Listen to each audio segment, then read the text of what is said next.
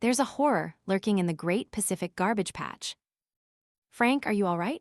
I didn't expect the underwater scene to be so different. With a thick layer of trash covering us, the sunlight could barely pierce through, and my eyes struggled to adjust after the glare of the Pacific sun. It was almost pitch black around us, the water murky with sediment and microplastics. Visibility was only a few meters. Adam and Hannah looked like blurry shadows in the darkness, even though they were just a few steps away. I'm fine. Staying silent underwater had become a natural reflex, and I knew it would take me a while to get used to talking in this new diving mask. Adam and Hannah nodded to each other, then both switched on their lights with a sigh of relief. The visibility improved enough for me to squint and tell them apart, based on their slender or bulky silhouettes. Hannah gently glided closer and tapped my helmet, reminding me to turn on my own light. I fumbled with the switch, and the light flared, revealing her smiling blue eyes as she hovered a few feet away. I suddenly understood why Discovery executives were scouting her to host TV shows. Much better now, she chuckled as she checked that I was securely attached to the guide rope. See, it's not bad at all. Is he okay? Adam asked her, and she signaled okay to let him know I was fine. Still, Adam looked me up and down and asked directly, Frank, are you all right, mate? I nodded slightly. We have to be careful, Adam said, floating closer and grabbing my suit where it clipped to the guide rope. The masks will allow us to talk to each other and to the ship while underwater, but the sound won't have depth or direction, so it's quite easy to get disoriented. Now listen to me carefully. Do not detach yourself from the guide rope. If you surface, there'll be at least a meter of trash blocking your 360-degree view. You won't see the ship, and you don't want to get lost out here. Only the last few words broke through the fog in my head. My heart pounded, and even beneath the wetsuit, I felt chills crawling over my skin. We hovered in suffocating plastic snow, only occasionally illuminated by stray sunbeams that broke through as the ocean shifted the trash layer above. I felt a strange blend of claustrophobia and agoraphobia. We were trapped between the vast emptiness below and the ceiling of garbage above. Every movement was sluggish, and all around me, the murky abyss undulated with constant motions that I tried to track and understand. These were warm waters, I thought. Surely there must be creatures all around. And were they all harmless? Jellyfish, sharks, parasites galore. The sea was full of terrible, bizarre things, and they must be out there, watching us. As if summoned by my anxious thoughts, something strange caught my eye, hovering far away at the limit of my vision. A flash of movement, shifting patterns of light that my brain connected with, or lacked enough evidence to connect. When I turned fully to look, it was gone. The only feeling it left me with was an impression of immense size.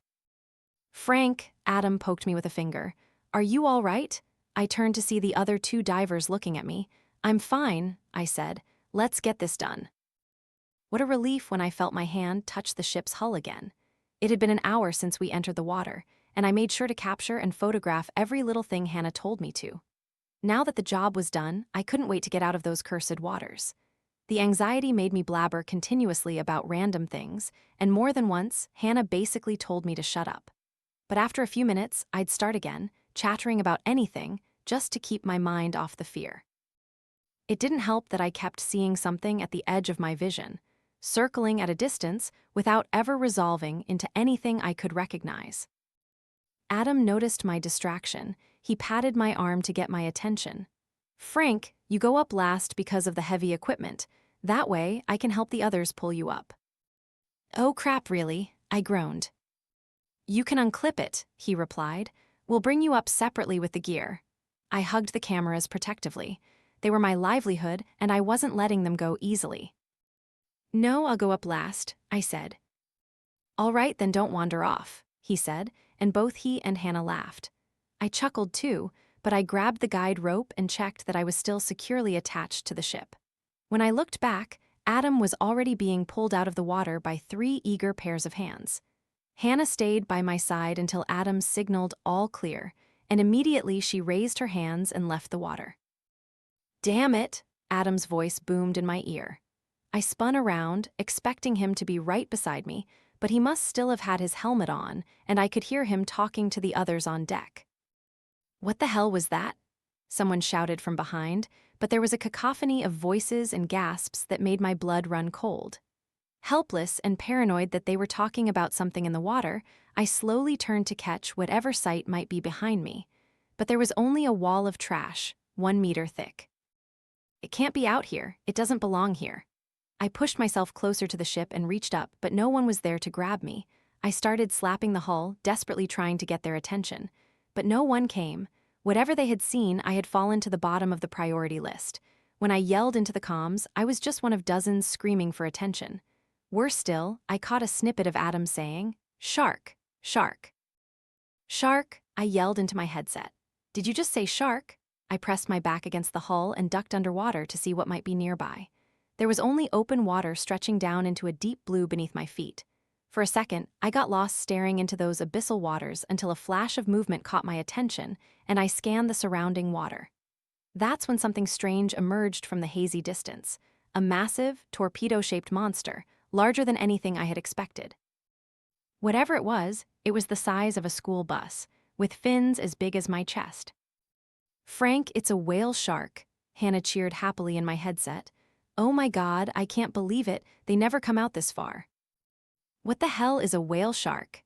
I whispered, terrified of drawing the attention of this colossal creature. "It's harmless," Hannah replied. "Completely harmless, I promise you, Frank, it won't hurt you. It's incredible," she giggled. "It's a filter feeder," Adam interjected. "Curious but friendly. Frank, it won't hurt you. It might even play with you." Hannah was babbling in the background. Whether she was right about the gentle giant or not didn't matter to me. The whale shark disappeared into the dirty water, and my skin crawled knowing it could still be circling nearby. "That's enough." I raised my hand out of the water and shouted, "Pull me out of this water right now." Adam and someone else must have recognized the sheer panic in my voice, because suddenly I was being hauled up. I was resting my hands on the edge of the gunnel when Adam's eyes widened, and the sailor next to him shrieked, letting go of my arm and scrambling backward. In a panic, I grabbed Adam with both hands and held on tight, forcing him to use all his strength just to keep both of us from plunging back into the water. Just as I thought we were losing the fight, I suddenly began to rise effortlessly. A current from below started pushing me up, and I caught a fleeting glimpse of a mouth wider than a doorway gliding up towards me. I was so terrified that my entire body went numb, and for a few brief seconds, I felt as if I was watching the whole scene from outside my own body. I realized with detached horror that the shark's rubbery mouth had reached my waist. But commendably, Adam held onto me tightly and used the shark's upward momentum to pull the rest of me out before that disgusting, gaping maw could close around me. I collapsed onto the deck in complete shock, looking down, hoping my legs hadn't been ripped apart. It bit me," I stammered. "They don't have teeth," Hannah explained. "They can't. It couldn't have mistaken you for food. It must have been an accident." "It's dead," Adam said, leaning over the railing and shaking his head. I struggled to process what he was saying. Then I dragged myself up and leaned over the edge where the monster lay on its side. In the daylight, I could see it was bloated, its skin torn along its flanks. Colorless blubber spilled from the open wounds like sofa stuffing, and the eye facing us was ruptured and empty. In one or two places, I could clearly see bone. "What the hell is this?" I mumbled as if disgusted at being seen. The whale shark twitched, and its body lifelessly sank below the water. The suction as it submerged pulled the floating trash back over it like a blanket, and within seconds, there was no trace that anything had ever been there. "Why are there no seagulls?" Alex was the ship's captain, a man of few words, rarely speaking to the documentary crew. He clearly had a particular dislike for the scientists who filled the lower decks with endless equipment and chatty groups. But I guess he found the camera crew easier to talk to, as he had asked me for a light once or twice, and now found me on deck to ask a question. "What do you mean?" I asked. "Every time we've passed through here, the sky's been full of those damn birds," he replied, looking out at the horizon. "This is a floating garbage dump," he added. "But where are the gulls now? It's never been like this, never so quiet." I took a moment to listen to the gentle rustling of plastic whispering in the tropical swells. "Surely we're setting off soon, right?" I asked, and he nodded. "Thank God," I added. We shared a few more seconds of silence as he smoked. "I watched the footage you brought up," he said, still not sure what that shark was doing. Hannah said the animal was confused, I replied. Blind, didn't even know I was in the water. Right, I could tell from Alex's blank stare that he didn't think much of that. Only thing is, I stayed up last night reviewing that footage. Not just the stuff you intentionally shot, but the GoPro footage from the cameras you strapped to your back. So, that monster was tracking you from the moment you entered the water, he replied. What do you think that means? I think it means it was hunting you, he replied. I remembered the endless glimpses of a strange shape always gliding in the distance. Hannah said they're not predators. They're not, he confirmed. Even if it had caught you, it couldn't have done anything to you. It's a filter feeder, eats plankton. The most it could have done is drown you out of anger. I took a deep breath and savored the feeling of being alive and dry on the ship. Alex looked like he was about to say something when both of us were distracted by the flapping of wings as a seagull landed on the floating garbage patch. I chuckled and started to say, a sign of life. When a faint asterisk thwack asterisk interrupted, and the seagull was sucked beneath the surface. It didn't even have time to struggle. Alex and I stood in silence, frozen, until the ship's engines started and the island slowly began to recede. How far have we moved? I asked. 80 to 100 miles, depending on the tide, Adam replied, looking at me as if hoping I could offer some explanation. I had none, and both of us turned to Alex and Hannah as they emerged from the cabin and began talking to the crowd on deck. Everyone had gathered that morning after some of the crew raised the alarm. Since then, every conceivable check had been done: engines, GPS, radio. Some people suggested we simply hadn't moved. Others were adamant they knew the feel of a moving ship. But what explained this? The garbage island had followed us. It must be the current, Adam mumbled under his breath as Hannah cupped her hands around her mouth and called for attention. Everyone, she shouted. As you know, we appear not to have moved. This has caused some understandable concern. But I've spoken with the Coast Guard, and after checking multiple sources, I can confirm we have indeed moved closer to shore. We are on our way home. There was a palpable sense of relief spreading through the crowd. Unfortunately, Alex added, the tide has caused the garbage island to follow us, and as is clear, it has even overtaken us. We have no easy route into or out of the island. We can still maintain our current heading, but with so much debris, especially nets, I've decided to move at quarter speed. If something gets caught in the propeller, I want to limit the damage. It will be at least a week before we get home, Hannah said, clarifying the captain's words. Immediately, the crowd began to murmur in anger and frustration. Going for a swim? Alex hovered closer to me as I smoked on deck. That night was quite quiet, with most people having slipped into their cabins so they could be privately miserable, but I found it uncomfortable down there. My cabin was below the waterline, and the sounds I heard kept me awake. Strange scratches, tiny taps. They were probably nothing, but that didn't stop the nightmares. I'd rather run a marathon with my butt cheeks sewn shut, I replied. Alex let out a hearty laugh. I don't blame you, he said as his laughter subsided. I've never seen anything like it in my life. Not just the footage, but the shark afterwards half its internal organs torn out. How could it swim like it did? Whatever point Alex was making was interrupted by the sound of something heavy and wet hitting the deck. When we turned, we saw a dismembered and bloody seagull. Feathers were scattered around the point of impact. Both of us looked up at the cloudless night sky. Where the hell did that come from? I shouted. There had been no sound, no cry of a seagull, no flapping wings. We approached the bird, struck by the awful stench and the heartbreaking sight of glistening bone and muscle. Pale yellow fluid oozed from every open wound, and the bird's structure was so destroyed that I wasn't sure what was wing or head or tail or body. I've seen roadkill that looked better, I said. I don't understand what happened to it.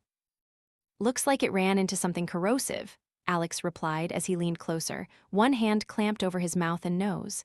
Some kind of toxic chemical. The bird stood up with what must have been immense effort. It tried to flap its wings, moving towards Alex, who yelped and stumbled backward. Both of us swore, and I even let out a nervous laugh, something I often do when scared. How is it still alive? Alex asked. I squinted at the bird as it continued its torturous journey towards us. It's not alive, I said. I mean, obviously that's its brain stem. I said, pointing to what looked like a pale white centipede hanging loosely from one side of its head and beak. That thing doesn't have a head, no brain, no life. The bird hopped another step closer. It has to be alive, Alex shouted, pointing at the writhing mass of flesh and feathers. It's moving towards us. Both of us stepped to the right, and the bird turned to keep us in its path. No, I said with a quick shake of my head. No, this is not happening. I stepped forward and kicked the bird hard, sending it flying through the air like a shuttlecock before it landed in the water. Alex and I looked at each other, and after a tense moment began to laugh. It felt like the only sane response to such a nightmarish encounter, especially since there was no real danger involved. I reasoned there had to be a logical explanation. As Alex had said, maybe a toxic chemical spill or some strange disease.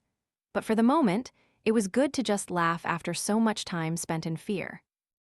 We were still laughing when the ship's engine died and the lights went out.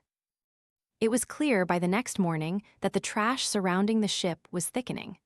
I stared at it through the window, trying to suppress the unsettling thought that it didn't want to let us go. "Engine room's a mess," Alex groaned as he entered the bridge where Hannah, Adam, and I were waiting. "I've got some good men down there fixing it, but the propeller didn't just stop. It's like something ripped it clean off the ship mid-turn, destroying everything down there. The most we can do is patch the leaks." "Any chance of repairing and restarting?" Hannah asked. "Not while we're in the water," he replied. "I've requested the Coast Guard send a tug." "How long will that take?" I asked. "A day, tops." 3 days later, and everyone was starting to get worried, the radio calls between Alex and the Coast Guard becoming strained. I'd walked past the bridge late one night and heard Alex weeping into the headset. "What do you mean you can't see us? We're right here. We're in the water. We've fired flares, given coordinates, read the stars, everything. We've done everything you asked. This isn't some lifeboat in the middle of nowhere. This is a ship with 30 people on it. It's bigger than most houses. A day's journey, and we can see the shore. How can you not find us?" Finally, it was Hannah's idea to try the dinghy and make for shore that way. It couldn't hold more than 2 people, but it would let someone get help and lead the Coast Guard back. "Can this even get through the trash?" I asked as Hannah climbed down and stepped onto the rubber floor below. "It's not far to shore," she replied, "and we have poles to help navigate around the worst spots." "And did you bring enough food?" I asked. She chuckled. "Frank, we won't be gone long enough to need food." "None of this is normal," I said, looking at the undulating hills of garbage. "You should be prepared for the worst-case scenario." "You know, some of this stuff is thick enough to walk on," she replied. "Maybe we'll even be able to walk part of the way," she said, as if joking to stop me from complaining about how awful all of this was. But it only made me feel worse. "Just don't go in the water," I replied. "I don't know, just don't." "I won't," she smiled just as her companion appeared and began to climb down. I didn't know the woman well, but from what I understood, she was basically Hannah's makeup artist and best friend. Jen, I think her name was. She saw the look on my face and reached out to squeeze Hannah's arm. "Don't worry," Jen said to me. "I'll take good care of her." But her face spoke volumes about the fear she was trying to hide. "Is everything ready?" Alex asked as he appeared beside me. "We've only got one more of these," he said to Hannah, pointing at the dinghy. "So please keep it safe and please come back one by one." The others came to wave goodbye to the pair of women in whom all our hopes were placed. As the final goodbyes were said, Alex helped lower the dinghy with a long pole as Hannah started the outboard motor, and Jen began to paddle. Slowly, the distance between us and them grew, and the small channel they had carved in the garbage island was filled by the current. They were about 100 yards away when both of them turned back, smiling and waving, and all of us returned the gesture. Then, the dinghy was pulled under. Screams, yelps, a great splash. And before any of us could even begin to react, the trash layer had drifted back, covering the space where they had been floating. "You can't seriously be thinking about this," I shouted as Adam jumped into the spare dinghy and started the engine. "It's not far," he said, climbing back onto the deck to retrieve a spare life vest and a life buoy. "We need to check. There's something in the water." "I told you," I said to him. "It'll do the same to you as it did to them." "We don't know that," he replied. Adam, Alex said, and something in the captain's voice made both of us stop arguing. This is not a good situation to be stuck in, and I don't think this kind of impulsive reaction is wise. Perhaps there really is something in the water. What? He stammered. Because of the shark? You're wrong, it wasn't hunting us. That's like saying you're being stalked by a land cow. It's a filter feeder, and Hannah's dinghy probably got punctured. Or they hit something just below the surface of rock, I don't know. But they need help, and I can't believe you two are suggesting we just sit here and let our friends drown. Adam, I began to say. No, if you're not coming, that's fine. But my mind was made up. He turned and threw the life buoy into the dinghy. It landed with a heavy thump. Not more than a second after it came to rest, the entire small boat was ripped beneath the water with such incredible force that it created a jet of water 10 to 20 feet high. As the water settled, the three of us stood staring into the empty space in the trash left by the dinghy, and I caught a fleeting glimpse of something pale and slightly red darting by, a long, slender limb covered in fleshy spines.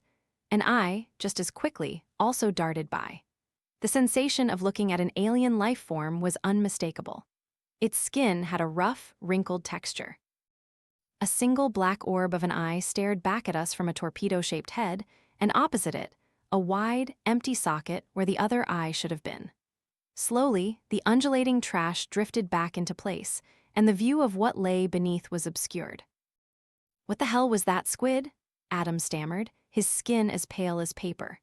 Both Adam and Alex had spent the better part of 8 hours on the radio with the Coast Guard, but we were having no luck. The best estimate anyone got was that we were stuck in the garbage patch, and it was being carried away by the currents, making our position and heading almost impossible to determine. It was thought GPS would solve that problem, but no matter how hard we tried, whatever set of coordinates we gave them seemed to be of no help. The Coast Guard was often insistent that they were flying overhead, but whenever we looked up, there was nothing to see or hear. Everyone started to get hungry. We had a pretty good supply of food, but we had to start rationing layer by layer.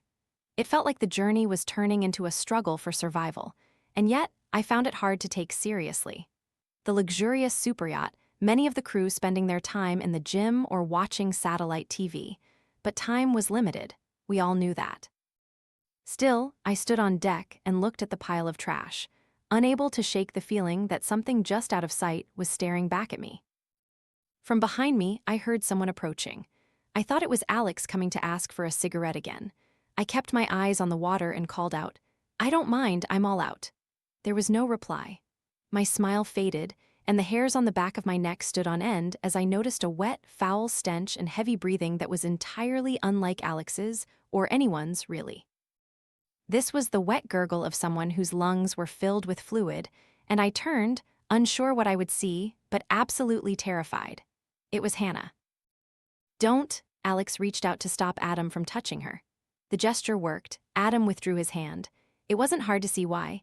Hannah was missing the back of her skull along with the lower half of her jaw. But she still stood on deck, her clothes torn and dripping, her skin pale and waxy. A walking corpse, a moving nightmare. Her eyes were cloudy and open, but they were often fixed on the nearest person to talk to, which I found the most terrifying. She was in there somewhere, or at least something was. She looked like she had been disassembled and reassembled, and somehow she was still moving, seeing, hearing. Her nervous system was still firing signals, sending them to a body that shouldn't have been able to respond. A few minutes passed, and Adam swallowed his fear. He took off his jacket, ignoring Alex's weak pleas for caution, and stepped close enough to drape it over Hannah's shoulders. "Hannah, are you all right? Where's Jen?" Her cloudy eyes turned towards him, but her head and body didn't move. "I don't think we can expect many answers," I said. "Hannah?" Adam asked, but she just stared, and I slowly became convinced there was nothing left of Hannah inside that body. Those eyes looked at us, certainly, but I didn't think the image was being relayed back to the woman we once knew. Instead, I sensed another intelligence behind them, something malicious, curious, dangerous. I don't know. For now, it seemed content to observe us, and that more than anything else worried me. "She won't move," Adam said, as he tried to turn her by the shoulders and lead her inside. She merely shrugged his hand off and continued to sweep her gaze over each of us. I pointed to the bloodstain on the deck. It had congealed to the texture of rice porridge. "No doctor can fix that," I said. "Just leave her there. Maybe tie her to the railing up front with a length of rope. I don't think we need her wandering around." Hannah was gone by morning. The rope we had tied her with was over the side of the ship, and when we pulled it up, we found it soaked in a foul-smelling liquid. Worse still, despite briefing everyone and making it clear to stay away, we were missing one person from the head count. I'm not sure how, but I thought the two events were related, and the thought made me shudder. God have mercy on the poor soul she had dragged down there with her. By this time, the atmosphere had shifted in a dark direction. One by one, people had come, often in groups of 2 or 3, and in the bright daylight to stare at Hannah during her time on deck. The effect was haunting, not just the sight of a walking corpse, not the intelligence behind her eyes that was truly disturbing. I had a distinct feeling she was observing us, counting our numbers, and getting a sense of who and what we were. I don't think I was the only one who felt that way. After the discovery of someone missing the next day, people mostly locked themselves in their cabins and didn't emerge, and I couldn't blame them. Only Adam, Alex, and I remained on deck, and even then, it was only to try and find a way out of this chaos. Not that the others were idle. At least one group of sailors had got together and was trying to make a raft from spare materials in the cargo hold below. Another group was working on their computers, trying to get the Coast Guard to us. Meanwhile, the actual ship's crew had formed a line under an engineer and were working frantically to restart the engines. My plan is a little simpler. "This isn't safe," Adam said as I tossed another piece of wood onto the floating pile below. "That's right," I replied. "Unsafe," but that didn't stop him from handing me another piece that we'd torn from the ship's interior. Alex soon appeared, dragging another table from the communal dining hall. "I'll break this one down," he said. "Did Adam get the fuel?" "Not easily," he replied. "The guys down there didn't want to let it go. They're convinced they'll get us up and running immediately." "We don't need the entire supply to get to shore," Alex said. "If they succeed, great, but I want to try this plan. The Coast Guard will know what to look for anyway, right?" I asked, and he nodded. "A big column of smoke. Does that look big enough?" I asked after we finished tossing the table, piece by piece, onto the pile below. "If the plastic catches fire, then we should be fine, right?" Adam said. "And it doesn't have to be big, just a lot of smoke." Alex surveyed the pile of wood and shrugged. "I managed to scrounge up a bunch of tires and floating nets, and I'm using that as a foundation for the fire. There's a serious risk we could burn down this whole damn garbage island," Adam said, "and us along with it.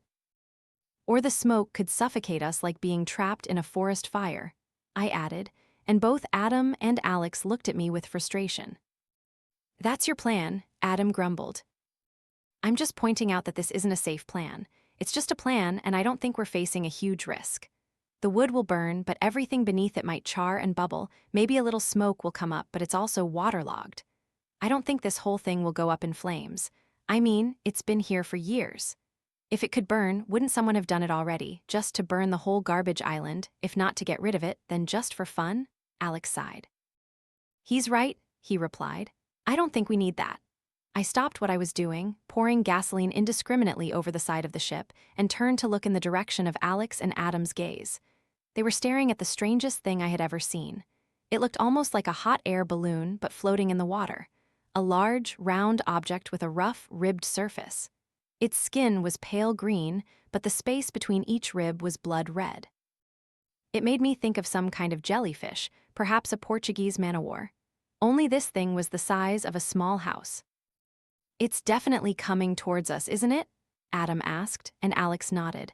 I think I sensed the danger early. Actually, the others probably did too, but we were bewildered by this strange shape. It looked like nothing I had ever seen before, and as it drew closer, it brought with it the most awful sound you could imagine. It was like metal struggling to bear an impossible weight, a prolonged groan that sounded so painful, so brain-shattering, that it drew everyone out of their cabins and onto the deck, where all of us, a crowd of 30, stared in disbelief. As it got close enough to bump against the hull, the sound it made was deafening. Alex asked me a question, but I couldn't hear, so he touched my elbow and pointed down into the water below.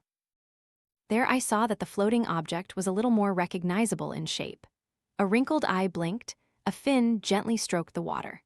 It was a whale, and I suddenly remembered stories of how their floating carcasses could bloat to incredible sizes and pose serious risks to passing ships. All that pressure and rotting flesh a pressure cooker of disease that could blast pieces of flesh the size of a man hundreds of meters away. I ran and fell to the floor just as it exploded. I lifted my head into a scene of pure carnage. A crowd of 30 people were screaming. Everyone was soaked from head to toe in blood and putrid fat. Blank white pupils stared back at me from crimson-painted faces, and dozens were on their knees, coughing and vomiting. But it wasn't just disgust. Something else was happening. Adam crawled towards me, screaming in pain. "Get it off," he shrieked as he tried to pull up his shirt. "Get that damn thing off me." I lunged forward and helped him pull off his t-shirt, only to see something crawling on his skin. It too was soaked in blood and hard to see, with terrifying long legs and a small, disc-shaped body. It scurried away at lightning speed, but it wasn't alone. Dozens of them covered Adam's skin, biting and clinging to his flesh, wrapping their legs around his torso like harvestmen on tree bark. I dug my fingers under a cluster of spider legs and tore them off, but it wasn't enough. I saw at least 3 burrowing into his flesh and disappearing. I looked around and slowly grasped the scale of what had just happened. The deck was covered in hundreds of these monstrous sea spiders, and they were quickly making short work of everyone who had survived the blast. There were at least 10 people convulsing on the floor as the disc-sized spiders tore through their internal organs. This wasn't my proudest moment, but even as Adam screamed and begged for help, I knew there was nothing I could do but run. So I turned, ready to flee, and saw Alex standing in front of me, covered in filthy blood. He was holding a can of gasoline high above his head. Its contents had dripped through his hair and onto the deck. "It's inside me," he groaned as his thumb repeatedly flicked the flint of his lighter, desperately trying to get it to catch fire. I looked down and saw gasoline spreading between my feet. "Alex," I said, "Alex." "What?" The flame caught. For a moment there was only a tiny flame hovering over his thumb. Then finally it found the fuel and all hell broke loose. The fire was furious. Everyone, soaked in fat, turned into living candles, struggling and running all over the ship, deeper into the lower decks, spreading the fire faster than I thought possible. I was forced to run towards the stern where the air was fresher. Once there, I gripped the railing and turned to face the fire. People were still screaming, but as the seconds passed, the painful cries of those still alive began to thin as, one by one, they died out of my sight. My heart sank. It was clear the ship couldn't be saved. We had lifeboats, but they were at the bow and were already lost. The last thing I wanted to do was jump into the water, but it was starting to look like it was either that or be burned alive. I was actually debating which death I preferred when I heard a sound I had spent days hoping to hear. For a moment I thought it might be a cruel trick of the mind, but it grew louder with each passing second until finally I was certain what it was, a helicopter. It circled the ship at a distance, unable to fly closer due to the smoke. I could already feel the heat on my back as the fire caught up to me, and I looked down, convinced that swimming wasn't an option. But what if no one saw me? I thought. The smoke was thickening with each second. What if they left, thinking no one could be helped? Hannah had joked that in some places the island was thick enough to bear a person's weight.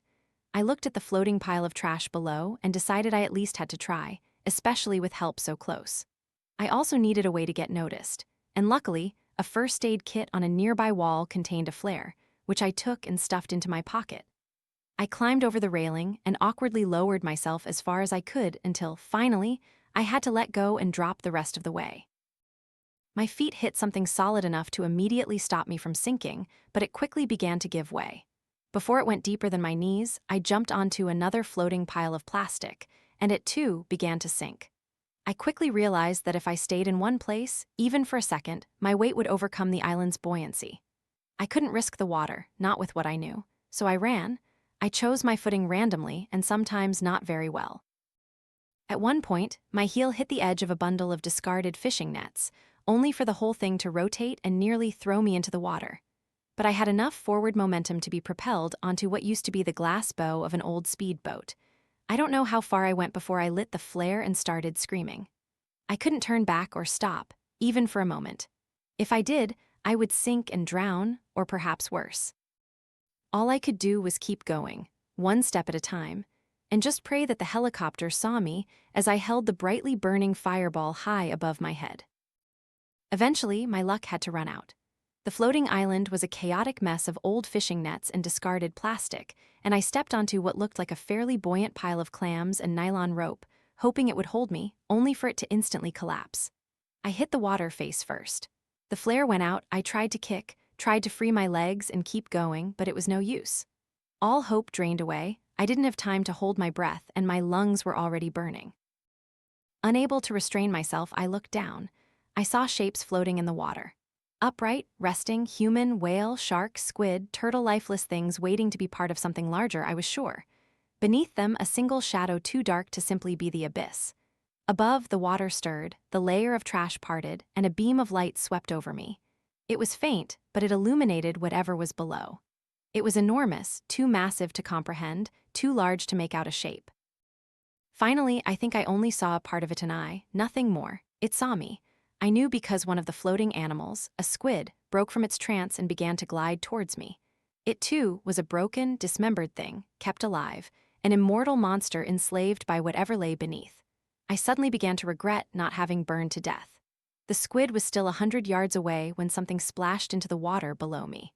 I looked up at the blinding sunlight and saw a ladder within reach. I grabbed it, and with a mind that no longer felt whole, I quickly climbed out of the water. "I wouldn't bother," the man said as he sat down next to me on the park bench. I quickly tucked my phone into my pocket, annoyed that someone had clearly been reading over my shoulder. "They won't put anything in the news," he said. "They didn't when I tried emailing them, however many times you want. CNN, Fox, whoever. The only luck I had was on Reddit, and I think that's because most people assume my story is fictional." "Thanks for the advice," I grumbled. And whether I believed him or not, I found myself hastily deleting the email I was writing. It had been a month since I was rescued, and I had sent dozens of emails to major news outlets.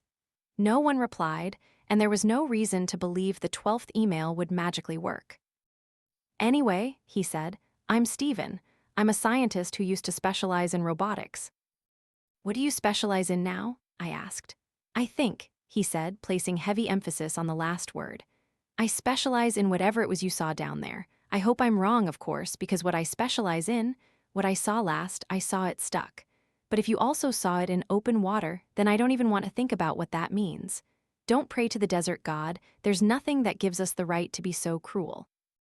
It was a 2-hour drive, alone through the desert, to the abandoned chicken farm where these lines covered the gate. They used to send a driver to pick me up, but after Hector's incident, I told them to stop. I liked Hector. I didn't want to go through that again. Besides, I'd been doing it long enough that they trusted me.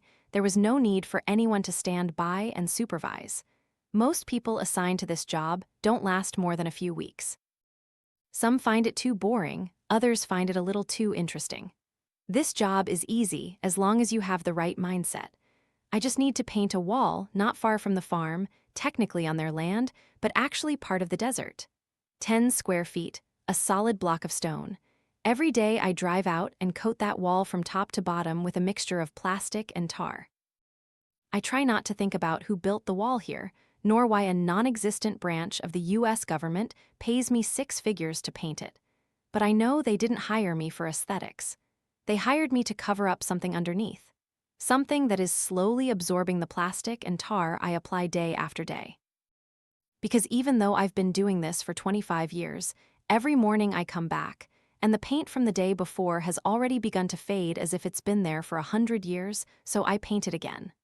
From top to bottom, day after day, there's something on the other side, and it's sipping away at those layers of toxic mixture. I try not to think about it. The people who pay me have the right idea. Paint the wall, forget about it, don't dwell, just cover that damn thing, keep the lurking thing under thick tar out of sight, out of mind.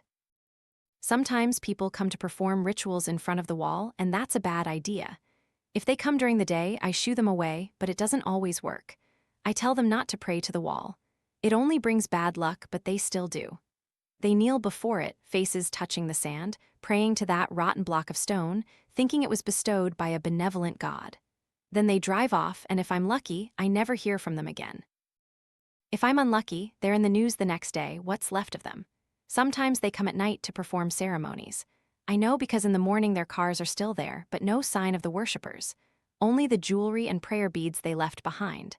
Sometimes a few messy trails in the sand in front of the wall, or a line of clothes leading into the desert. Once there was a baby seat, but no baby. I used to call the police. They'd come, tow the cars, and file missing person reports. But now they tell me to just push the cars somewhere else. They'll pick them up later. Only they never do. I park them a quarter-mile to the west, and I have to say there are about a couple hundred of them out there now. Storing them isn't much trouble because there's so much space. The desert never runs out of room. The cars sit silent in the heat. Day after day, the faded pastel paint loses its shine to the harsh desert winds. Fuzzy dice, keychains still dangle in the ignition. Little Virgin Mary statues glued to the dashboard.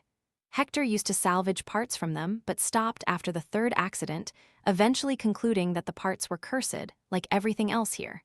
It's the wall. It harms everything around it. Even the ground is contaminated. I wouldn't be surprised if that's the real reason there's a desert here. It has nothing to do with geography. The wall drains the life from everything around it like a black hole. Just look at the old chicken farm with its graffiti-covered gate. That's where I eat lunch, where I park under the rusty corrugated roof. The farmer didn't think anything of bringing his business out here. Thought the heat and isolation would make it harder for animal activists to track, but that only made them angrier. Like others, he saw the lonely concrete block in the middle of the desert and thought it strange. The ruins of a forgotten building that happened to be on his land. Didn't realize it was the poisonous well that made him hang himself in the rickety prison. The fire that closed the farm wasn't even very big. But a fire doesn't have to be big when it starts in a room with 4,000 chickens and a few hundred men and women. Many of them didn't speak English.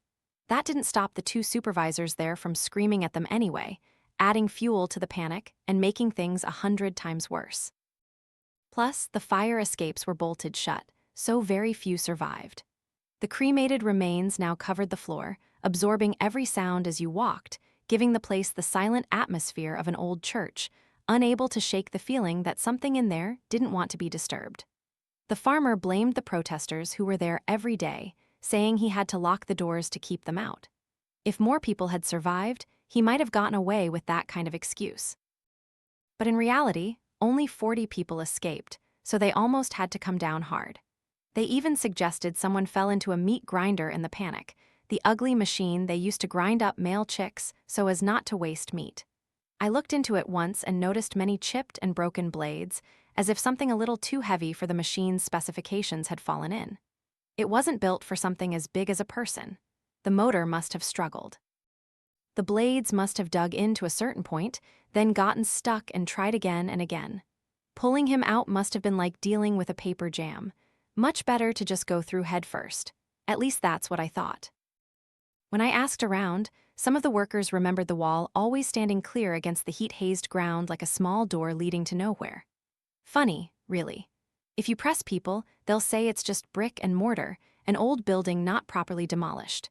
But they'll change the subject very quickly, not speculating on its origin for more than a second. At least I found that even back then, there was a guy who pulled bodies up there to paint from top to bottom. This suggests my job has been around for a long time. The wall had spoken to Hector before he went missing. It had also spoken to me a few times, usually in the morning when I first arrived and hadn't had a chance to apply a new coat of tar. Trying not to listen was a struggle, but Hector found it harder than most. There was something about the farm that bothered him, making him an easy target to be chosen. He hated it, hated what it represented. Factory farming, humanity at its worst. You'd understand what he meant if you'd ever seen one of these places up close. Those cages, thousands of them lined up, are still there, and the fire didn't burn them all. You can smell the sickly sweet, disgusting stench of infection on them. Feathers still cling to the rusty bars. Living creatures packed so tightly that the metal wire frame sometimes sagged like cheese wire, leaving raw, swollen flesh exposed to the hot desert air. Hector said the wall had put that idea in the farmer's head, and from there it spread throughout the world. When I argued that humans never needed help to be cruel, that we as a species were evil long before the wall existed, he simply pointed out, I don't know how old it actually is. Maybe it's been standing there since we existed, infecting our species like a thorn in hot flesh. I don't know why that scared me. The thought of my Stone Age ancestors banging rocks together while that thing stood alone in the desert halfway across the world, just waiting for me to come to it. knowing that the chaotic flow of history would eventually bring the two of us together. That whole train of thought scared the hell out of me. There was something about the wall that destroyed Hector, but of all of us, I think he understood it best. At first, he thought it was a joke. Spent months digging around the haunted farm, obsessed with finding cameras. Later, he admitted he was having nightmares. So was I, but they harmed him in a unique way, making him sob on the bathroom floor while his 2 young daughters and wife struggled to understand what was changing the man they loved. He would have done anything to find out it was all a hoax, that he was just letting his imagination run wild, and that dreams didn't really mean anything. He never told me what he saw in those dreams, but if they were like mine, they were invisible stories of violation that made him squeal like a pig in bed, drenched in sweat and urine. Despite everything, he lasted the longest of any driver I'd had, as if the thing had its hooks in him so securely that it wouldn't let go easily. Most of the guys who did this job before him simply vanished. The first such guy, he was a big man, much older than me. That was back when I first took the job, when no one was sure I'd last long, and the driver was there to make sure I actually painted the wall and didn't run screaming into the desert after the first 5 minutes. Part bodyguard, part driver, he'd stand behind me, arms crossed, cigarette in his mouth. On the 11th day, he left me to pee and never came back. He couldn't have been more than 20 feet away, and there was no sound to signal a struggle. All I found of him was a patch of wet sand, 2 footprints shoulder-width apart, and a piece of skin about a foot long that could have come from anywhere. Most of them didn't even leave that much. Sometimes they'd get bored and go exploring, only to never return. Other times they'd turn a corner when walking right in front of me, and when I caught up, there was only empty air where they'd stood seconds before. Not all of them were that quick and clean. Some left big messes. The worst was Hector's predecessor. He didn't even last 2 days. The idiot brought friends up to the farm at night, camped there, showed them the wall, and let them get drunk and play games. When he didn't show up for work that morning, I drove up myself and found the remnants of their little party. One guy was still alive, using chicken debeaking pliers to amputate his own arm, inch by inch. Small chunks of himself lay at his feet, many still twitching. Another poor girl was tied to the fence outside. At first, it looked like she had tried to run and got entangled in the waist-high barbed wire. But when I got closer, I saw a whole mess of wire had been bundled together and was now running through her mouth and out the other side. There was no sign it had ever been detached from the post, so God knows how it threaded its way through her digestive tract like that. But at least she was dead when I found her, even if the scratch marks she left on the sand suggested she had hung there for a long time, clawing at the earth, desperately trying to find a foothold. The worst was the girl crammed into cages, and I emphasize cages asterisk. One cage, less than a square foot, contained her torso, bent and jammed inside. The wire frame squeezed her belly fat and created shallow, repeated cuts like the lines of a sketch. Another cage held her right arm, head, neck, and shoulder. The ball joint was so severely dislocated it was nearly through the skin. Next to that was another cage with her other arm and most of her back, which had been flayed to the point of being almost skinless. Another cage held her pelvis. In total, she was divided into 8, maybe 9 cages, some as far as across the room. And somehow, I don't know how, she was still alive. All parts of her, all at once. She was like a disassembled doll. I don't know how that could happen. She was even stroking her face with an arm that was no longer attached, fingers reaching through the bars while she babbled softly and sucked her thumb. Her empty, glassy eyes stared at me, but behind them was nothing but despair. As for the driver, all I found of him was a foot sticking out of the wall. Acting on instinct, I grabbed his ankle and pulled, and the damn thing came off like I was carving a cooked turkey. It just dropped, leaving a small, bloody toe poking out of the tar, still twitching for its unfortunate owner, who couldn't be helped anyway.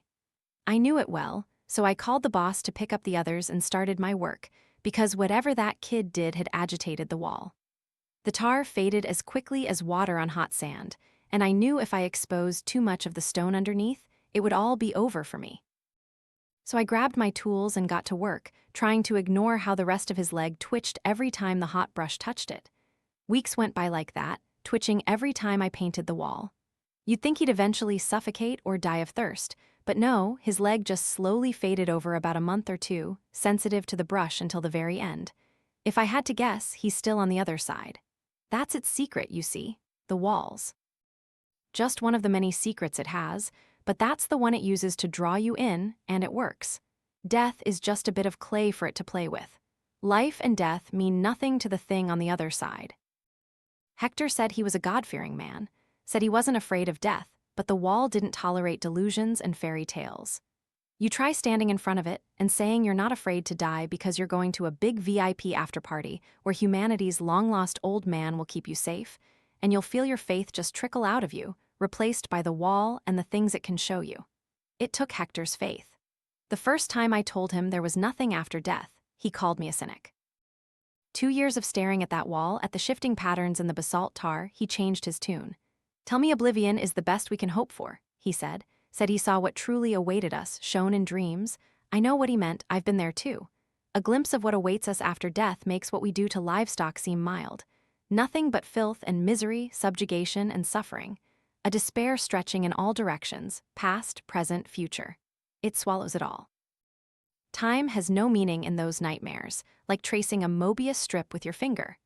I wanted to say the wall was lying, but somehow those dreams didn't feel like a lie. I knew things were bad when Hector started driving up there himself. I'd arrive and find him there, just sitting in front of it. He wasn't whispering or praying. I guess at this stage he was just listening to learn more, to bargain, to negotiate. If I had had any inkling of what he was planning, I'm not sure how he found those barrels. But he did. One day I arrived, and he was sitting cross-legged with a giant steel barrel lying horizontally right in front of him. I knew the story behind those barrels, just as I knew how it ended, with them being hermetically sealed, bolted shut, taken 10 miles into the desert, and buried as deep as 10 men could dig in a day. How the hell he got one out and rolled it back to the farm, I'll never know, but the sight sent chills down my spine. "Hector," I said as I walked over, "you need to get away from that." "You know what it is," he didn't ask, he just knew. "Yeah," I said. "You know, I did a little digging back in the day, heard a lot of stories about this place." "Never told me this one." "Didn't want to," I replied. "Tell me now," he said. "If you don't tell me, I'm getting in my truck, getting my tools out, and I'm not leaving until I've opened it." There was something in the way he spoke that told me he was telling the truth. "All right," I said. "It's just a story, that's all. Those barrels were left over from the farm," I told him. "Back when it was operational, they'd take all the chicken manure, package it, and sell it to other farms for fertilizer. This stuff would sit baking in the desert heat for weeks, sealed in steel barrels, before finally being loaded onto trucks and sold off. It wasn't a priority, just a cost-cutting measure. Loading them onto the pickup trucks once a month was the kind of job they gave to the new guy or the guys who didn't look busy enough when the boss walked by. Usually a team effort, but one unlucky guy was called up on a particularly hot day to do the loading all by himself. Maybe he'd pissed off a supervisor, maybe the regulars were sick, and they were short-staffed. It didn't matter. The poor bastard spent hours completely alone at the back of the farm, away from the packing and processing areas, and all that noise, struggling with huge barrels full of rotting chicken manure. Each one took almost 15 minutes to move, I said, terrible work, and he had no help. He was about halfway through, struggling with a particularly stubborn barrel, straining to lift it onto the truck with the hot metal pressing against his face, when he heard a sound he'd never heard before. A faint tapping, asterisk tap, tap, tap from inside. His first reaction was to yelp and drop the barrel, letting it thump down onto the sand with a dull thud. When the dust settled, all he really thought was, "Lucky no one was around to hear me scream like a girl." He chuckled nervously, as you usually do, thinking it must be something loose rattling around inside, a piece of metal fallen from the rim perhaps. So he took a breath, and just as he was ready to bend down and get back to work, it happened again. This time he kept his composure, but the fear was still there. There was something wrong with the rhythm of the tapping. He froze, unable to force himself closer, just staring at the thing, sweat streaming from his forehead as each second passed. He was thinking something crazy. He knew it was crazy, and he knew it only really bothered him because he was completely alone and his imagination was running wild. Whatever was making that sound, it couldn't be anything to worry about, he told himself. That barrel had been filled and sealed 3 weeks ago. Nothing could still be alive inside there. So to get this idea out of his head, to prove his imagination wrong, he walked up to the barrel and with a curled knuckle, he tapped out the beginning of 2 pints of lager and a packet of crisps. And when he heard a response, that's when he started screaming like a madman, bringing the other workers over, and when they heard it too, they decided to call the police. The official story is that the cops came and found a dead body. A vagrant, they assumed, who had tried to sleep in a barrel but was unlucky enough to still be there, passed out drunk, when it was filled, and the poor bastard drowned without ever waking up. The tapping was just his head bumping against the inside of the barrel. It was just another sad story, I added as the silence stretched. The wall draws them in, you know? Many people die around that thing. Horrible accidental deaths, but accidental nonetheless. There's more to it than that, Hector mumbled, his voice hoarse, but strangely loud in the morning's desert silence. When it was all over, they closed the farm for the day, and the police, along with a few sturdy workers, hauled every barrel in that shipment out into the desert and buried them deep, deep in the middle of nowhere. Now, why would they do that? He laughed, and he had never looked so twisted and broken in his life. He looked sick, and my heart sank as I saw he was still laughing as he raised his fist and struck the face of the barrel. Thump, thump, thump, silence. He stopped laughing. I couldn't force a muscle to move, I was so terrified. Both of us just waited for the inevitable. Thump, thump, thump. There was no denying where that sound came from. Something had responded from inside the barrel. I swear the tapping echoed throughout the empty valley, so loud it shook the sand beneath my feet. The kind of hollow echo that swallows you whole. It felt like a minute before the echo finally died. That damn vagrant? Hector chuckled as he stood up. Not a vagrant, nothing so simple, that was a follower. A cultist. He crawled in and waited intentionally because of what the wall had told him. Hector, you're fired, I said, certain I should have done this a long time ago. But he just laughed, almost gagging. Good, go ahead and get out, he said. It enjoys it, you know, the wall. We're not fooling it or confining it with our actions. We think we can hold it back by what, boarding up a doorway? It loves it. It loves us coming here and doing this to it, like foreplay for the thing. Hector, you have kids, a family. Go home, I'll take it from here. Tell me the rest, he said. You know the rest of the story, tell me. I thought you already knew, I replied. Tell me, he yelled, his fists clenched. Hector was a wiry man, but I knew he had a past that made men like me look soft and gentle. Time had smoothed his rough edges, and he was, in fact, a kind man. But he was a fighter, a man of experience, and I had no hope of beating him. All right, I said. You're right, I did talk to the cops. I found them and talked to them. They told me what they saw. They said they got the call and drove all the way out here, not expecting much. The first thing they saw when they arrived was just a poor guy in his underwear standing out front, being comforted by a few dozen workers. He'd peed himself, and they didn't have any clean clothes. The cops found this quite amusing, but the farm owner was nearby, and he seemed to be taking it seriously, so they figured they might as well take a look. They went around back and found the barrel and a crowbar, and they pried it open. Not wanting to actually look inside, they kicked it over, a barrel of steaming hot chicken manure, and emptied its contents onto the barren desert floor. Hector seemed excited by this part of the story, and he seized the opportunity to finish it for me. And as they watched the bubbling brown mess dissolve into nothingness, they saw it, he hissed with delight. A nightmare, the skeleton of a man, flesh evaporated and skinless. A living shape, somehow alive against all odds, reaching for its throat, gasping desperately. The police stood frozen in horror as they watched the man clear his airway, digging manure out of his esophagus with his fingers before he inhaled desperately and began to scream. And scream and babble and howl, and not just about nothing. He told them about the dark secrets he'd learned as his flesh fermented in the oily manure. Secrets about that desert, about the world, and about humanity's place in it, and the door not far from where they stood could tell them all about it if they only cared to look. It was right there, wasn't it? He yelled, his face red with exertion. A way out. The wall is the only thing that can stop us from dying and passing into that endless, bloody nightmare. That's a trick, I said. You can't believe that thing. I don't have to believe, he said in a dreamy whisper.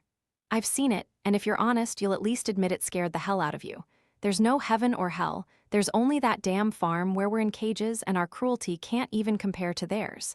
Death is just a fancy idea they put in our heads for fun. This, he gestured to the desert around us, this is a damn dream and not even a good one. A stone in an infinite abyss. The smartest, strongest animal alive, building skyscrapers, building space stations. A little Garden of Eden just for us. It's a joke. They're laughing at us. They want it to be painful when we finally wake up. The best any of us can hope for is to put as much distance between us and what's on the other side. Every second spent here instead of there is a golden victory to be cherished. That's what that man from the barrel was screaming about. That's the secret he was telling the workers. He was saying, crawl into the damn barrel because it's better than what awaits us. And with that desperate, gasping plea, he gave up, doubled over, vomiting something that looked like the tar and plastic we painted on the wall, then passed out. I could tell by how he trembled and how pale he was that he needed a doctor. There was something perverse happening inside him. I pulled him into my truck, loaded him up, and drove him to the hospital, all the while doing my best to ignore the fact that I had left the wall looking quite bare. By the time I got him there and spoke with the doctors, it was already 2:00 p.m., but I couldn't just leave him to wither in the waiting room. I had to arrange for him. And only then, when it was almost 4:00 p.m., did I finally escape the hospital and get back to my truck. I drove through the desert at a reckless speed. I had never left the wall for more than 24 hours without another coat of paint. This job wasn't just about money. It was about keeping something locked away, something so dangerous that it had poisoned the lives of hundreds of people. And I knew it could poison many more if allowed. The sun had set by the time I arrived. Strange lights flared from the farm, sounds that seemed like celebrations and hysterical screams, so I drove around it completely. I left the road and climbed into the desert itself, circling the farm and heading straight for the wall. When I found it, it glowed black in the dark. I don't know how else to describe it. It emitted a brilliant, oily darkness, a shadow within a shadow. The barrel was where we had left it, only now it was shaking violently. I tried my best to ignore it as I grabbed my tools from the truck and began painting the wall, illuminated only by the headlights. Up close, it looked comically white. I mean, it was black, but as if lit from within by another light, something beneath it. I had never seen it look like that. It made me think of the moon, pale dust, and rugged features seen from afar. I had never painted that damn thing so fast in my life. I practically threw the brush around like a knife, and towards the end, when I began to feel a kind of itchy electric charge in the air that scared the hell out of me, I even dropped the brush and just grabbed the whole can of paint and flung it on. It was messy work, but it finally seemed to work. The air settled, the lights from the farm faded, and when I looked back at the wall, it looked just like that, a wall with a bad paint job. It all happened so fast and in such a hurry that I didn't even realize I had burns all over my hands just from being too close to it. It hurt like hell when the adrenaline rush subsided, but damn it, it was worth closing that thing back up before it got worse. I started to laugh. I had never had such a close call, never left it so long without a coat of paint. The relief was almost orgasmic. Even though I had ruined my hands and wrecked my truck's suspension, I was still laughing when the lid of the barrel behind me popped open. My God, the sound as it spilled out. I stood facing the wall and just listened to that terrible sound. Slosh, slosh, slosh. As the smell hit me, I knew I had to turn back. I did, only to find myself blinded by the truck's headlights. Idiot, I thought to myself. I can't see anything, and I don't have a flashlight. But the weak groans and struggles told me I wasn't alone. I scrambled back towards the truck and dove in through the open window. I straightened up and sat in the driver's seat before I could even think, and the next thing I knew, I was looking up at the wall, illuminated by the truck's lights and clearly visible, as if boasting. I saw what had come out of the barrel. Stories didn't do it justice. Decay is transformation. Every death becomes new life. Do you see what happens to whales at the bottom of the ocean? But decomposition, even when it fertilizes and nourishes, is at its core entropy. Something organized becomes disorganized. A body turns to dust, even if for a while it blooms with the new life of maggots, worms, bacteria, and fungi. It's an arrow. It goes from A to B, but the thing in front of me, the man who had fermented in anoxic animal waste for 2 decades, it was as if that arrow had become a circle. As if the maggots and fungi had eaten freely, but he had remained organized. He didn't decompose or dissolve. He was alive, and he was screaming. And he ran, still screaming, straight towards me. And I managed to put one foot on the accelerator just in time to realize I had never put the truck in reverse. The truck lurched forward, hitting him hard enough to prove which was stronger. And when I backed up, All that was left was a stain on the hood the color of smoker's spit, and what looked like dried fleshy strings in sauce scattered across the desert floor. He continued to scream even as I backed up and drove away. I kept the truck in reverse for 2 miles before finally calming down enough to stop and turn the truck around. Unbeknownst to me, I drove the rest of the way to the hospital to visit Hector. The moment a kind of lucidity returned to me, I was sitting next to him, head in my hands, wondering if it was time to call the boss and tell them to find another idiot for this job. "Are you his family?" I looked up and saw a doctor looking at me. "No," I replied. "I gave the hospital his wife's contact information when I brought him in earlier." "Oh," the doctor mused. He hasn't had any visitors. Are you sure you gave the correct details to reception? Perhaps you could check if the details are correct. The infection in his blood is serious, and if he has family, they really should know where he is." "No one has visited him," I asked. "No one called his phone, no one came looking for him." The doctor shrugged and shook his head. "You're right," I mumbled. "I must have given the wrong number. I'll go check right away." The doctor accepted this and left Hector and me alone. I took out my phone several times, thinking about calling his wife's number. But I wasn't sure I wanted to know the truth. I knew for sure it was the right number. He used it all the time to call me when his wasn't working, and quite often too. "What did he do?" I whispered to myself, staring at her number. "I found a way." Hector woke up, his eyes staring at the ceiling but blurry and empty. He wasn't looking at me, not even as he continued to speak. "What did you do?" "I prayed to the desert god," he said, "and it was kind enough to show me a way, not for me, but for them." I could die of heartbreak looking at him. He was broken then. The wall could have just taken him like the others, but it didn't, and somehow that was worse. To see him so diminished and degraded, I didn't speak to him anymore. I left him there in the hospital. I don't even know if he died or if he's wandering the streets doing God knows what. When I returned to the desert the next day, I found the remnants of the old barrel and the stain in the sand from its contents. What was left of the man inside had been scattered by the wind and scavengers. Back at the farm, I found what Hector had left behind: 3 brand new barrels, 1 large, 2 small, unlike the old ones. He had sourced them himself. It was a dark impulse when I took out my phone and tried his wife's number. It shouldn't have been surprising to hear it ring inside. A muffled electronic scream. The sound awoke the woman inside, and the barrel shook as its contents violently tried to escape. But they had been in there for a day now, stewing in God knows what. Because it couldn't be chicken manure and the wall wasn't far, its effects radiated out as surely as heat from fire. They couldn't still be alive in there. Not alive in the way you or I understand. They belonged to the wall now, and like everything else about it, it was best to forget them. So I called the boss, and we arranged another dig out in the desert. And when it was done, I painted the wall. For therapy, my wife and I had to share 5 of my wife's secrets, darker than I expected. "Did you do it yet? Did you send them?" Terrence leaned against my cubicle wall and raised an eyebrow. I said. I was going to bypass the mailbox. I tried to recall when and what I had told him. "It seems like a waste of time to have to go to the post office to actually mail them. She'll get them just the same." He nodded. "Marriage is hard," he said. "How long has it been?" 16 years. He whistled through clenched teeth. "That's quite a while. We had to go to marriage counseling too. Nothing serious, but it's easy to stop seeing the other person as a human being. Sharing secrets is a good way to reopen that channel of communication." It was a logical point, and I nodded in agreement. Not that I wanted to get into any of this with my boss. This was private.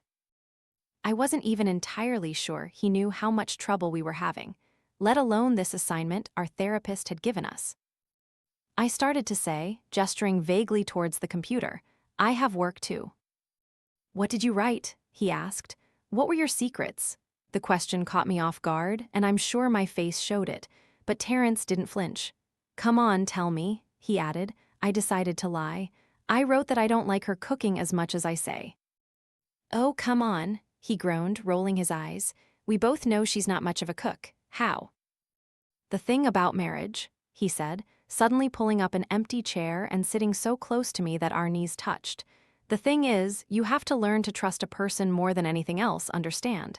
It needs to be that." I could see sweat beading on his forehead. "No," I stammered. Understand this, he said. You haven't received her first secret. You might be wondering if she's going to mail it to you as the assignment required, or will she leave it on the kitchen counter one morning, or will she just hand it to you privately, expressionless, saying nothing but, "Here, this is yours." But that doesn't really matter, does it? You need to learn to trust that she'll give it to you no matter what. That's the thread between two people. So why bother about the details? Why worry about the how and why of it all? You need to put your faith in her. Still smiling, he reached into his pocket and pulled out an elegant cream-colored envelope, the size of a greeting card. My name was written on the front in my wife's perfect, flowing script. Terrence gently placed it on my lap and stood up, but as he leaned out of the chair, he stopped just as his face was closest to mine. "I've had that in my pocket since the day I hired you," he said before walking away with a cheerful confidence. Amazed, unsettled, but not truly scared. Not yet, at least. I opened the envelope and read what was inside. Unlike you, Terrence never had a choice in this matter. "What the hell is this?" I mumbled, and I stood up, trying to find where my boss had gone. He was standing in his office, staring directly at me, one hand on the sliding door that led to the balcony outside. He smiled and waved at me before opening the door and stepping out.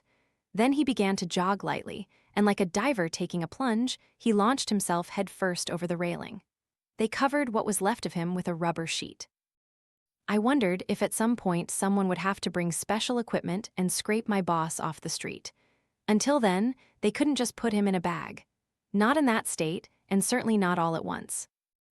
"I think it's best you don't drive home yourself." The female police officer was a stern woman in her mid-40s, fluorescent yellow jacket, deep-set eyes, lips like a plump, drawn line. I found it hard to maintain eye contact with her. "You've been through a lot," she said. "Do I need to make a statement?" I asked, and the shaky, fading sound of my own voice surprised me, helpless and frightened like a child after a major tantrum. "The CCTV footage is pretty clear," she replied. "We can contact you later, but we don't see any reason this won't be handled as a suicide. Right now, I'm most worried about you. Do you have anyone you can call?" She glanced at my wedding ring. "No," I said with a firm shake of my head. "I want to see a doctor first." "That's sensible," the female police officer replied. "You look like you're in shock." She took my arm and led me to her car, a bright yellow monster. I grew up having to hide from cars like that, hunkering down under bushes and stubbing out cigarettes or pouring empty beer cans onto the dirt. Climbing into the back felt profoundly wrong, but I let her lead me into the seat and felt strangely grateful for it. What I wanted in that moment was for the world to start making sense again. She seemed to exude that confidence, as if she had seen it all and knew what to expect. She turned the key, and it started to rain. I thought of Terrence's remnants thinning in the water, swirling down the drain like melted strawberry ice cream, and I had to close my eyes to erase the image. "Are you sure you don't have anyone to call?" the female police officer asked. I opened my eyes and saw her adjusting the rearview mirror to get a clear look at me. "My wife is away on business," I lied. "I'll talk to her after I see the doctor. I just don't want to worry her over nothing." She seemed to ponder this for a moment before speaking again. "It's hard," she said, "when you have a partner who's always away for work. My husband, when he comes home, sometimes it feels like he's not even there. Quiet, indifferent, good with the kids, but when it's just us, he's shut down." I nodded, unable and unwilling to engage in conversation. "He's a good man, just not the most emotional type, but if I had someone like that, I probably wouldn't like it."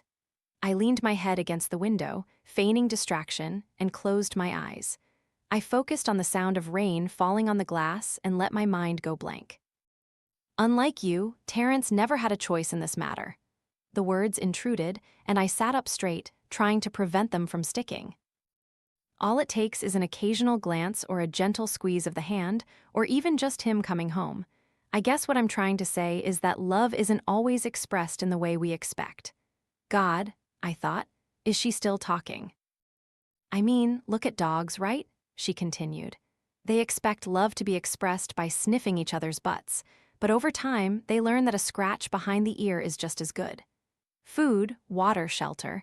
Our love might not be in the same language, but they understand it just as well. They know, and that's what I think you need to take with you regarding your wife." Just as a dog owner has to make a lot of decisions on behalf of the dog when to bathe them, when to walk them, when to discipline them, when to neuter them, when to euthanize them, well, your wife has to make tough decisions all day long too. And you might not understand them, but you just need to remember that it's all done out of love. Thoughts were flooding into my mind a little too quickly. What was happening? What did the letter mean? Why was this woman saying these things? Why did she look so afraid? I looked outside and saw we were driving into an old industrial area. In the distance, the city rumbled, but here, across the river, there was only muffled silence. Even as a child, we didn't go to places like this. "Where are we going?" I asked. I tried to look around more closely. The rain was so heavy that the world had turned into a gloomy twilight, and I could barely make out the shape of the road through the streaked window. She chuckled. "You've been staring out that window for so long, but you haven't looked at the seat next to you even once." My heart sank. I could have sworn the seat was empty when I got in. Surely I would have noticed, right? I looked and saw it, a letter. "You should be a little more observant," she said as we rolled into an empty lot, its only resident a red brick building with white lettering. Even through the rain, I recognized the name on the side. It belonged to my wife's family, a long-abandoned milk bottling plant. But then again, maybe not, who knew? She chuckled nervously.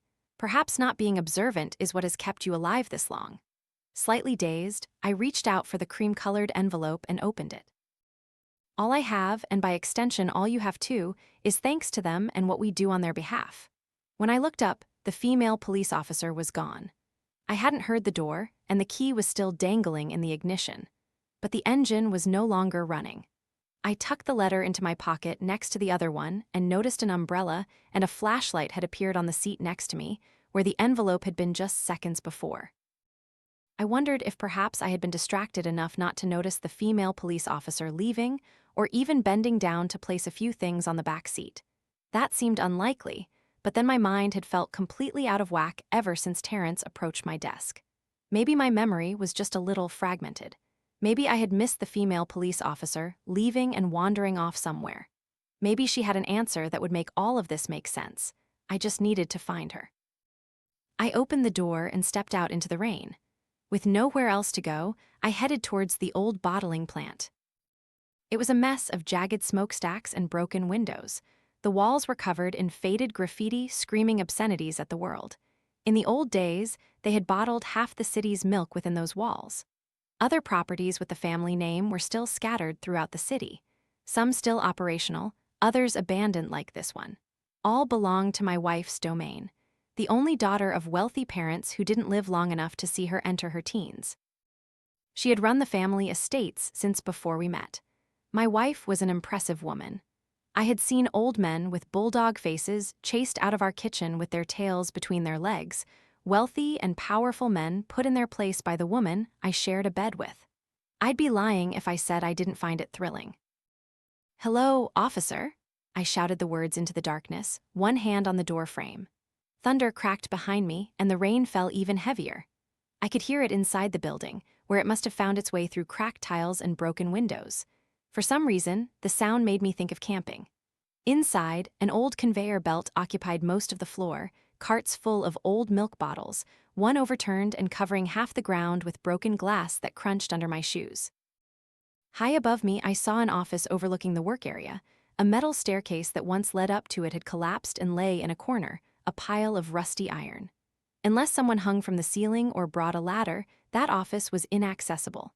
And it had been that way for decades, an isolated island that piqued my curiosity.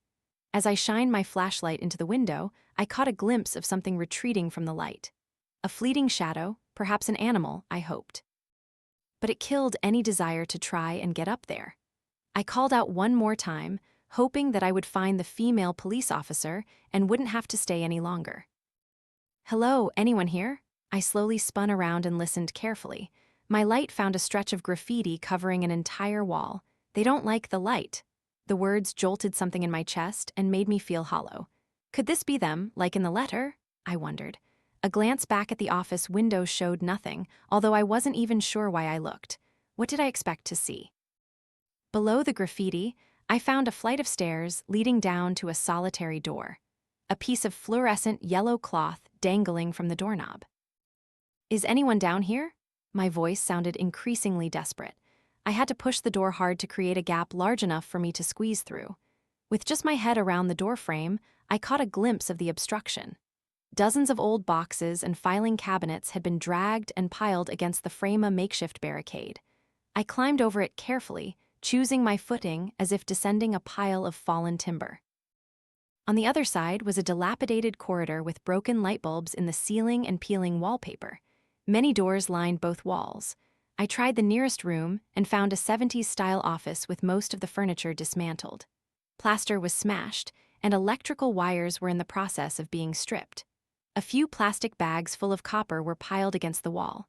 In another corner lay some flattened cardboard like a bed. I wondered if the person who had slept there was the one looking for copper, and if so, why they had left it all behind. The only other noteworthy item was an old safe, as tall and wide as a man. The safe door was ajar. I pulled it open and saw that the safe was empty and had no back. Behind it, a hidden tunnel dug into the earth. The walls were shored up with sagging wooden beams. "Fuck that," I muttered under my breath before pushing the door shut and moving on. The next room was almost completely empty, no carpet or tile, not even plaster on the walls. Something brown and rusty stained the floor in a meter-wide streak. It encircled a rusty drain pipe like a halo. Nearby was an old dentist's chair with fraying leather straps, tipped on its side. For a second, I thought I could taste the spray of blood, but I chalked it up to my imagination. I tried another door and found an empty space with 3 white napkin dispenser boxes stacked against the wall like a pyramid. It was a display. Hundreds of handprints had been pressed high up behind it, imprinted in blood or feces. I couldn't tell the difference. They radiated outwards like an explosion. Hundreds, perhaps thousands of hands, and they varied in size from an adult man's to the chubby hands of a toddler. This was not just the work of a single madman. It had a religious, cult-like feel. The workers, perhaps. I approached the makeshift altar and saw that there were faint marks in the dust where objects had once rested at the center of the entire scene. As I turned away, I caught a glimpse of another message scrawled on the wall behind me: "Those who live in the shadows love you." Beneath those words was something that looked like a cave painting of a maggot crossed with an elephant. This was a moment like no other for me, and I left the room as quickly as I could, scared by how the darkness seemed to thicken as my mind processed those words. There were a few doors left, 3 on the wall opposite me and 1 at the end of the corridor. I considered checking each one, but I found it hard to imagine the female police officer patiently waiting in one of those rooms with a logical explanation. I was about to try anyway when I heard the faint clinking of glass bottles rolling across the factory floor. I hesitated, unsure what the best reaction was. Maybe it's just the female police officer up there, I told myself, but frantic visuals prevented me from running up there to find her. Slowly, the corridor filled with a smell that made my nose wrinkle and my eyes water. Yogurt spilled on roadkill rotting in the sun. It evoked a stronger revulsion than anything else I had ever experienced, an evolutionary push to keep curious monkeys away from the putrid, dark shapes lurking in the bushes. Every instinct I had was at odds with the rational part of my mind, and in the ensuing panic, I slammed shut the door. The paralysis only broke when the barricaded door was violently pulled open an inch. Something was on the other side, and my mind raced with images of what I had seen that day. Not just the altar or the cart with the bloody leather straps, but Terrence too. Shattered, broken, crushed, smiling with fear as he leaned close to my face. What force could make a man do what he did? Before the door could open further, I decided to hide, carefully squeezing towards the office and the secret tunnel. I opened the safe and tried not to panic at the sound of the barricade disintegrating just a few meters away. I had turned off my flashlight by then, but a faint, yellowish-green glow was slowly filling the entire basement. I slipped into the metal box and tried to pull the door shut behind me, but not entirely. I had an image of myself suffocating. Quietly, I moved through the tunnel, holding my breath. What a relief! It was less than 50 feet long. On the other side was a room, stone walls straight from an ancient temple.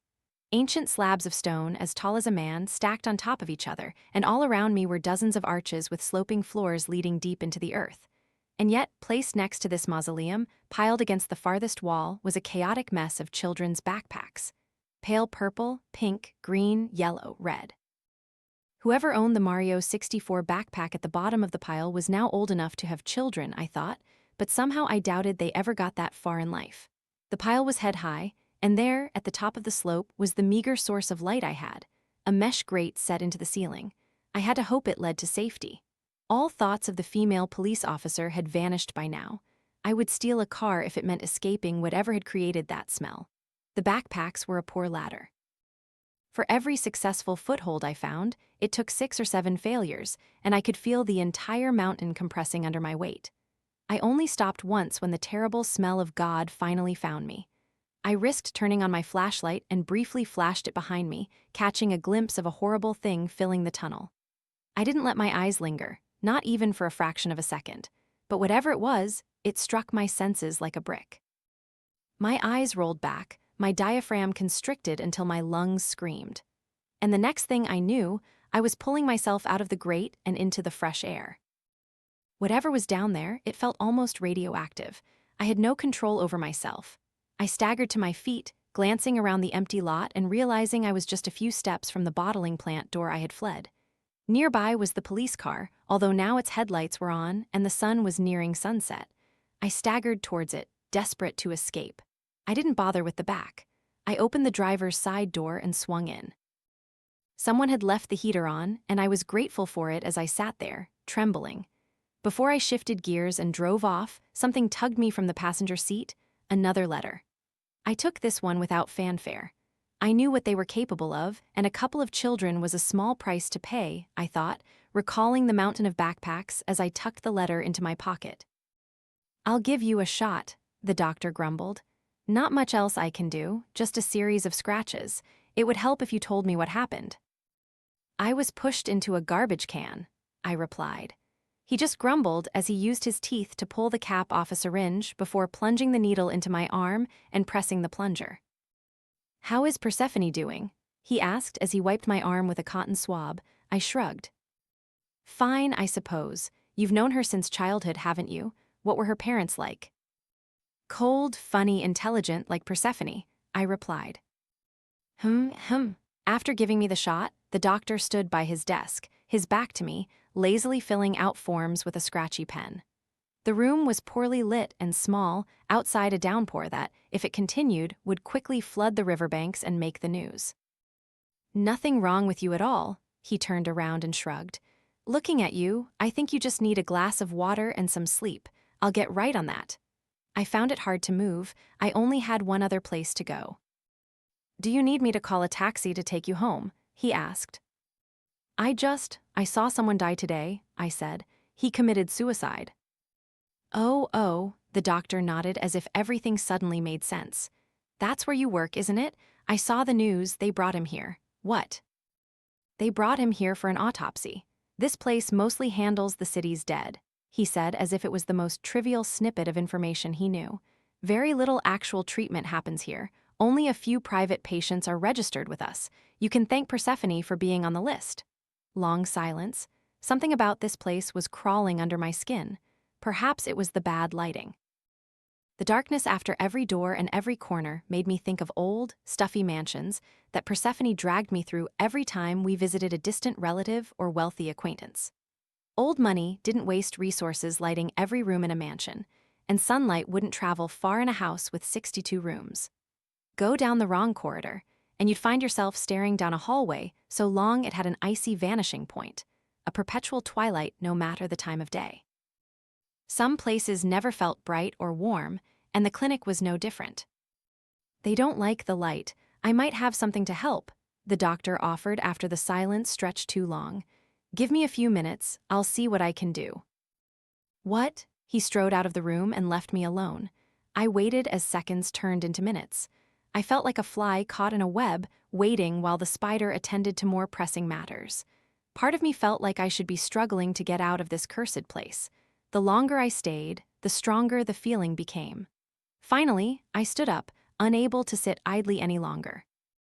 I looked around at the old medical posters of the cardiovascular system covering the walls, peeling at the corners and faded in color. The doctor's desk was a mess, papers everywhere.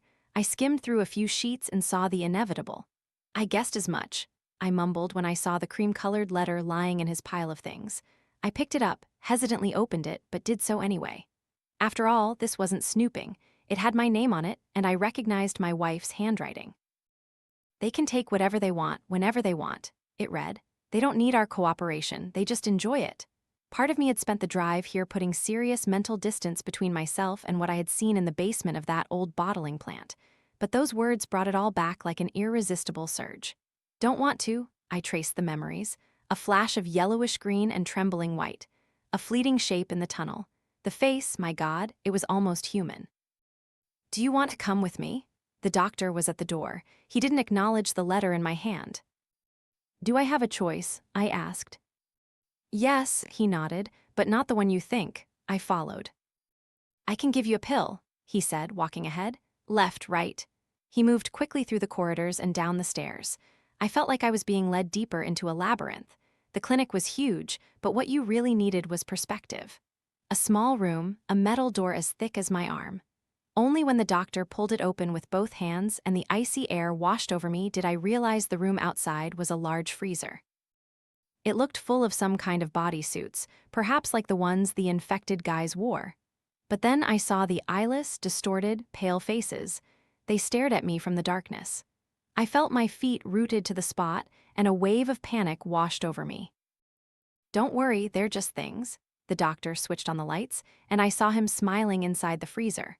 On either side of him were rows of what looked like Halloween costumes, rubbery human skins hanging in the loose contours of invisible, empty human shapes. There were many different faces among the shelves, old and young. A selection of people displayed like appetizers. One of them had a foot that didn't reach halfway compared to the rest. A child. "Marriage is hard," he said, running his fingers over one of the shelves. I shivered at the sight of those things moving. I'm surprised Persephone bothered with it, given her state. Carefully, like a tailor, he took one of the suits off the shelf and held it up for me. "Don't look away." His words couldn't be ignored. I examined the front of the suit. A woman in her 20s, perhaps, hard to say. She had a small scar on her chest, a few blemishes on her hands and face, a ring of dried blood around each eye. When the doctor was satisfied that I had looked closely, he rotated the suit, and I saw an incision in the skin that started at the nape of the neck and ended at the tailbone. "The knowledge required to fit something the size of a truck into a space as small as this," he said, "is 1,000 years ahead of yours, but to us, it's as primitive as string." My mouth was dry. I felt parts of myself loosen, not really changing. The doctor's facial features took on an unusual expression. I suddenly realized that I was looking at a bad costume, and I had the strange feeling he had too many vertebrae. "Persephone has requested that you not be harmed," he said with a small, tar-like mouth. "But the transaction was not made through a proxy, and she has no authority to speak on our behalf or yours. Her value to us is clear. We use her family's property to drain flesh, skin, and pain from your rotten world. Why would we extend the same protection to you as we do to her, especially now that you've been prying into our work?" A dark aura spread around the doctor. His human form dissolved into shadow until only his eyes and mouth remained, like some psychotic Cheshire cat. I took a few steps back and felt the door behind it, half open. I found myself wondering if I was fast enough to do it. Was I ready to challenge myself against the painful living ink of this sight? "That question, by the way," he said in a voice like grinding stones, "is not rhetorical." I turned and slammed the freezer door shut, locking it from the outside.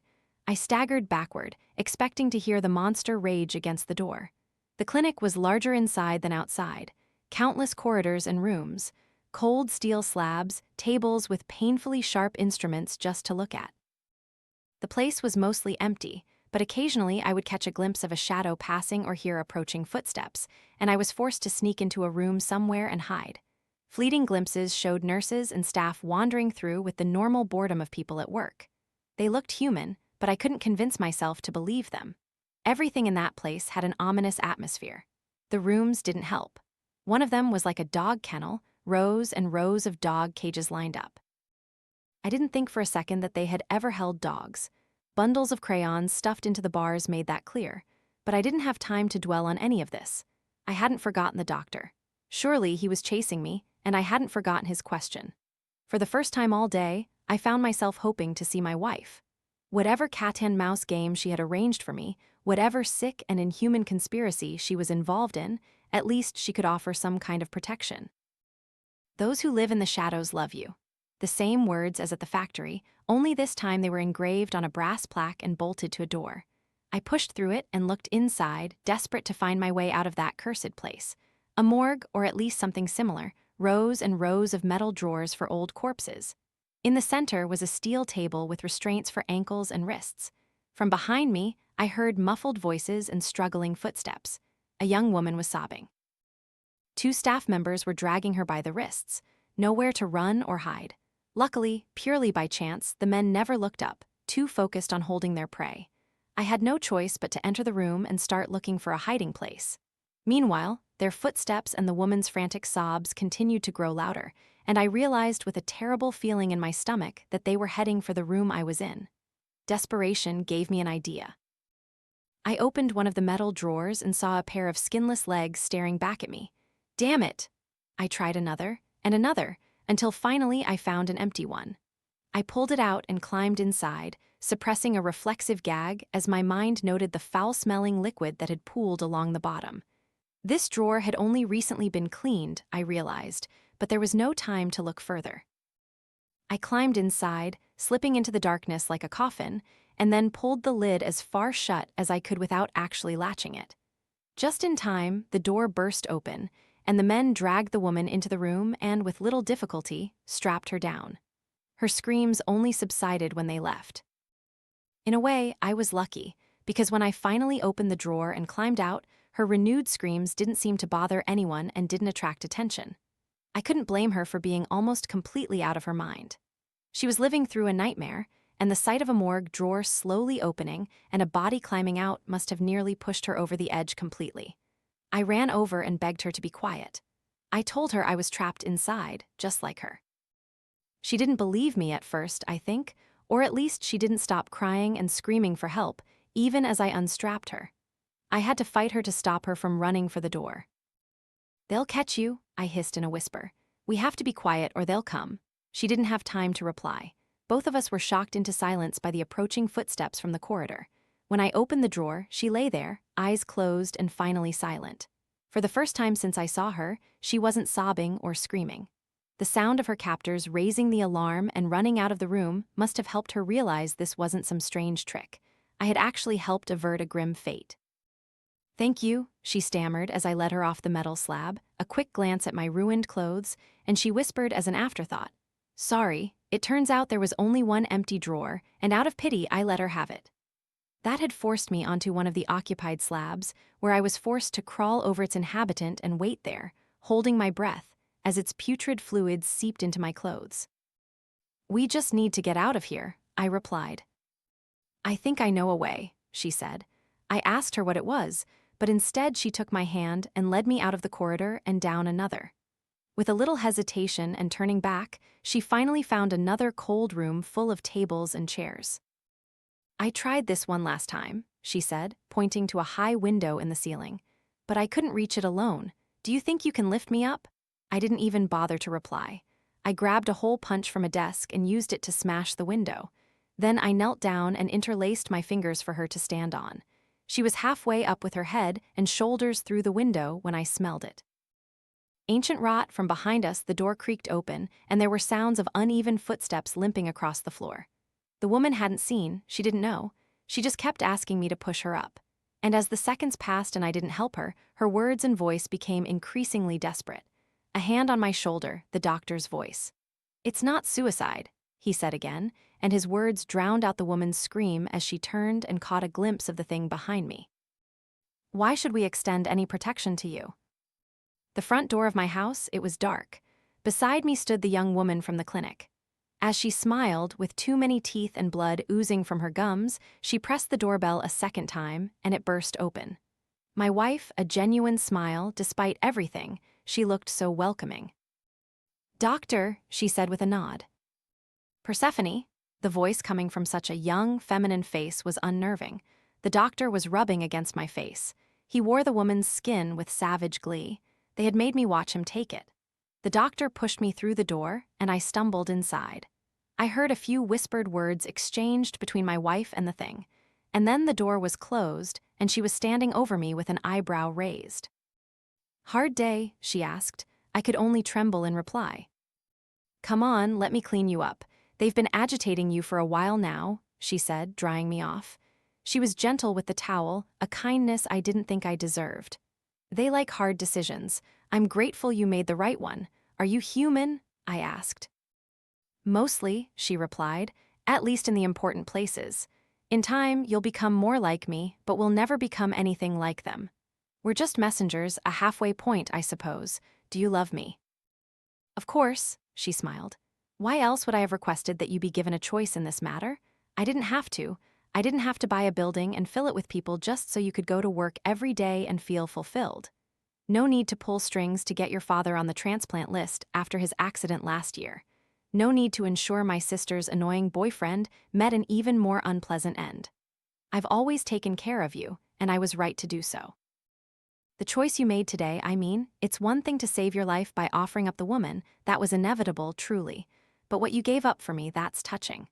I recalled the doctor's words, wet and dripping, his voice oozing with tyranny. You could have your wife's position, he had told me, and all that it bestows, but we don't need two managers for such a regional empire. She will inherit, offer her to us, and show us that you are better suited for the role she is enjoying. Or else you will have to find another offering. It won't be half as easy, and the rewards won't be half as great. We need to find a child, I said. Not just any child, she replied before suddenly bursting into tears and laughter. Oh, thank you, thank you, thank you, thank you, she cried as she hugged me. You could have chosen to give me to them. It would have been easier, so much easier. And this way, I know you truly love me. I promise you, in the long run, it will be worth it. I couldn't bring myself to look into her eyes. Are you ready for the last secret now? She asked. She handed me the envelope, and I opened it with wet, trembling hands. I'm 2 months pregnant. They like toddlers, she said. The child has to be old enough to have a little personality. They need to understand what's happening to them. We'll have to wait until they're at least 3 years old before we hand over. She continued speaking, but something inside me died. I'm being paid to participate in an exclusive live stream art performance. So that's where she'll sit? I gestured towards the glass wall that formed one side of the room. On the other side was an empty chair, illuminated by a single spotlight, like something from an interrogation scene. That's right, the assistant replied. She'll spend 3 months in here, and right across from her will be the corpse. Does it smell? I asked, unsure if the question was inappropriate. No, he replied. The room is airtight. Nothing can get in or out. That includes flies. There will be no flies, he said. Only the body, as you know and have been told, decomposing over time. How did you find her? I asked. Mr. Brinaugh has his methods. I assume you've seen her, I said. Does she really look exactly like me? I'm not permitted to answer that, he replied. You'll have to judge for yourself when the exhibit actually begins. How did you find her? She's not really related to me, is she? This poor dead girl, she's not some long-lost twin, is she? Mr. Brinaugh is an incredible man, the assistant replied. Many of his exhibits are planned decades in advance, and the considerable wealth at his disposal means there are very few obstacles he cannot overcome. His wealth is second only to his remarkable insight.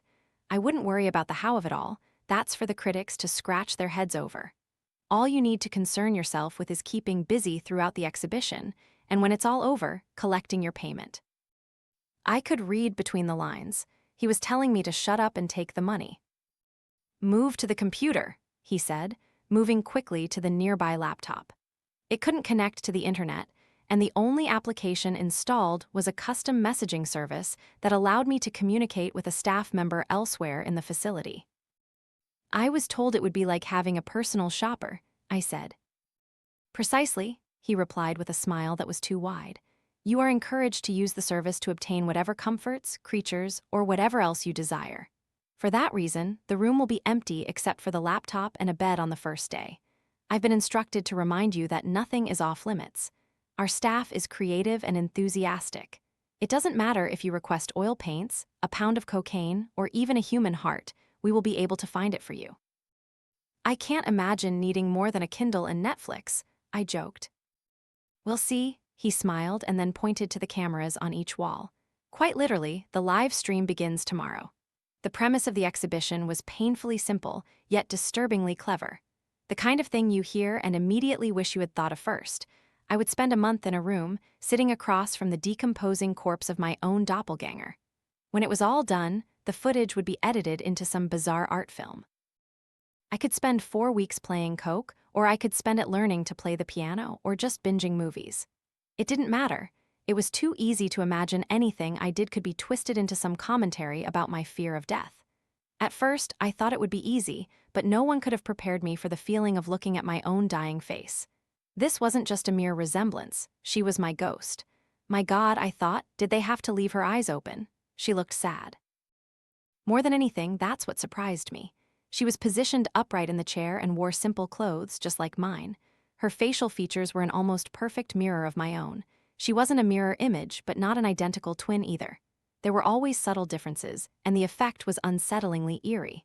Out of some morbid curiosity, I pulled my chair up and placed it opposite hers.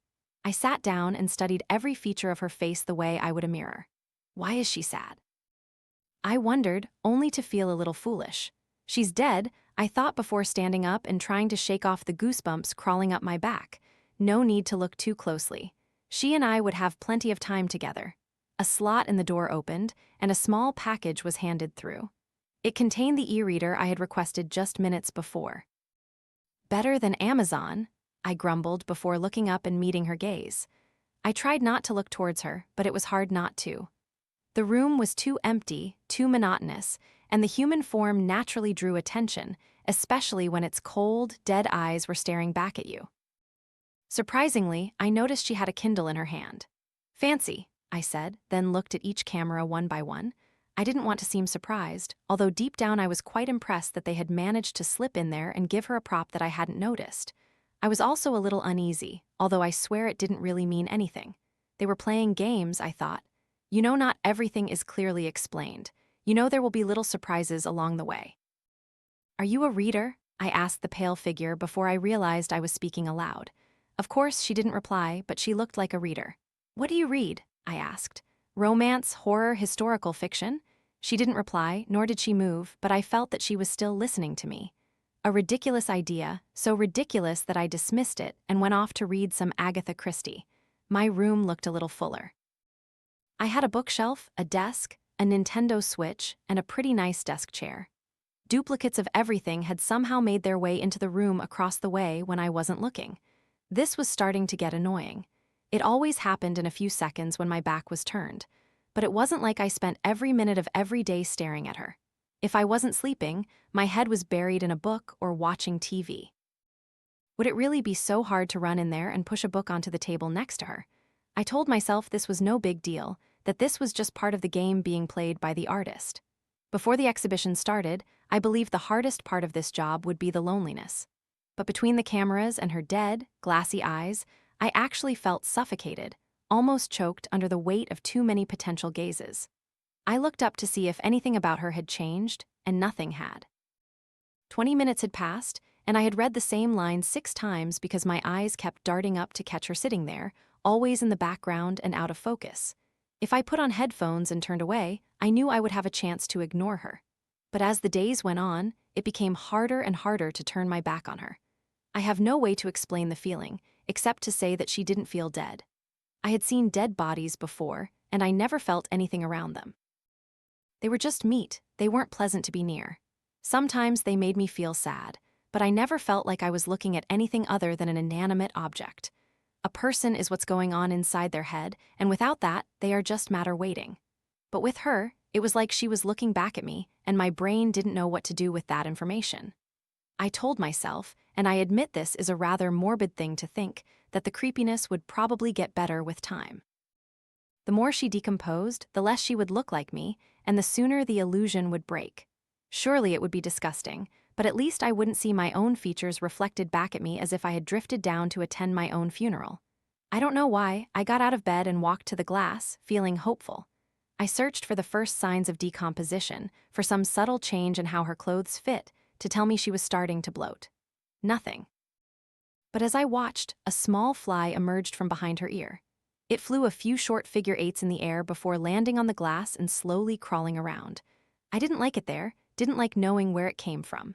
It must have started life as a maggot, and I had a good guess what it had been eating just out of sight. I swatted it with my hand and hit the glass. I just wanted to scare it away. Imagine my surprise when it died under my palm in a messy smear. I woke up that night to find the stain on the glass was gone. I flipped the switch, and the lights came on with a rising hiss. Slowly, they brought the rest of her room into focus. The overturned Kindle lay on the table just like mine. The bedsheets were wrinkled just like mine, some books on the mattress just like mine. But she hadn't moved an inch. There were no scratch marks next to her chair. If anything, you could see the first few signs of dust gathering at her feet. I knew that all that background stuff was just stage dressing. It had to be. She rarely got into bed and slept like I did, but I had this strange pit in my stomach that prevented me from letting it all go. Silently, almost stealthily, I got up and approached the glass to study it. I told myself that I was only interested in understanding how that rich guy had managed to do it for the fly. But that didn't sound right to me. The fly had come from her, literally emerging from behind her neck and flying towards me. It couldn't magically pass through glass. It simply couldn't. I touched the window, and for a moment my mind was flooded with images of silken wings and writhing maggots. I gasped and recoiled, nearly tripping over the chair that had slid behind me without my noticing. How did it get there without me moving it? I couldn't say. But I barely noticed it. The images in my mind felt so vivid that it was almost an attack. I put my hand to my neck just to check that nothing was crawling there, but I could feel it. I could feel something, an ethereal presence. And that's when I had the strange idea that the thoughts I had just seen never actually belonged to me. They were hers. Absurd, I mumbled aloud, if only to hear the sound of my own voice. I dismissed it all and returned to bed, desperate to forget. But from then on, the nights became truly difficult. Whether I was drawing or reading or watching TV, I could feel her eyes staring at me through the glass. I felt watched, the same feeling you get from stalkers on a bus or train. And worse, it never went away. Every night, these thoughts and feelings intensified, and it made me wonder if it was just the isolation getting to me. I considered myself a pretty solid guy, I wasn't easily scared, and I took the job knowing I could do it and come out fine. But you hear all the stories about what happens to prisoners in solitary confinement, about cabin fever, so I started keeping a journal. Only it didn't go very well. They delivered it within an hour, and the first thing I wrote was, I overestimated myself. I immediately hated such an admission of self-doubt. Whatever I created would be part of the exhibition, and the same applied to those weak, sad words. I refused to let that happen, so I tore out the page, and what lay beneath was like a punch to the face. There were words, handwritten in fountain pen, the one I was holding. The ink was still wet, but the handwriting wasn't mine, and reading the words felt like reading my own death sentence. I'm so cold, they said. I shouldn't be here. I was supposed to be somewhere else. I was supposed to be nothingness. I wanted to be nothingness. Why do I still have a form? There are thoughts in this place that aren't mine. They explode like fireworks in the distance. I can see dark shapes in their light, tall things. I'm not alone in this place. Her name is Natalie, I typed into the computer. A few seconds passed before I received a reply. Somehow, the digital words seemed anxious. You are not permitted to conduct research on the subject, they said. It was a guess, or at least I thought it was. I had woken up one night and found the name echoing in my mind like the fleeting scream of a motorcycle. It had reverberated in my head all day, and I desperately wanted to know if the impossible was true. So I came up with this little trick to test it. We will investigate your behavior before entering the room and check for signs of misconduct. If we find any evidence that you had prior knowledge of the other woman's identity, we will stop the exhibition and payment will be forfeited, the computer told me. I guessed, I typed, she looks like a Natalie. We will inform you of the results of our investigation when it is complete, they replied. After about a week, she finally started to decompose. I found myself constantly touching my own face to see if my skin felt swollen or cold. I checked my hair to make sure it wasn't falling out. I pinched my legs, my arms, to see if they were as thin as my reflection in the glass. Wrinkled skin, retracted lips, black gums, and unnatural teeth. She was changing, and in ways I hadn't expected. Her eyes were like glass marbles embedded in her skull, disgusting ivory-white orbs glistening with a roadmap of blue and deep red veins. She looked like something out of Silent Hill. I'm no expert, but I always thought bodies lost their shape over time. But she looked as if she was coming together. Her muscles looked rigid, her face more expressive, her fingernails becoming sharp and brittle. The look in her eyes, it was the look of a torturer trying to decide where to place the first needle. I kept checking the journal every day. There was always something new, something heartbreaking. Mostly, it was just her talking about the painful, empty sadness she felt, the invasive feeling of her thoughts being shared. But over time, the journal entries began to change. The pain is unbearable. The tall things that live here won't leave me alone. Sometimes I think I've dreamed another life, but I don't like to think about it. This is reality, the only one that matters. There is only pain and hunger and violation, all at their hands. I shouldn't be here. I was supposed to dissolve into this place. But something is giving my thoughts shape. Something is keeping me whole. The tall things tell me there's another world, another me. They boast. They tell me about the comfort she enjoys. Sometimes I catch a glimpse of her, legs crossed on the bed while reading a book. That sight hurts more than anything I thought possible.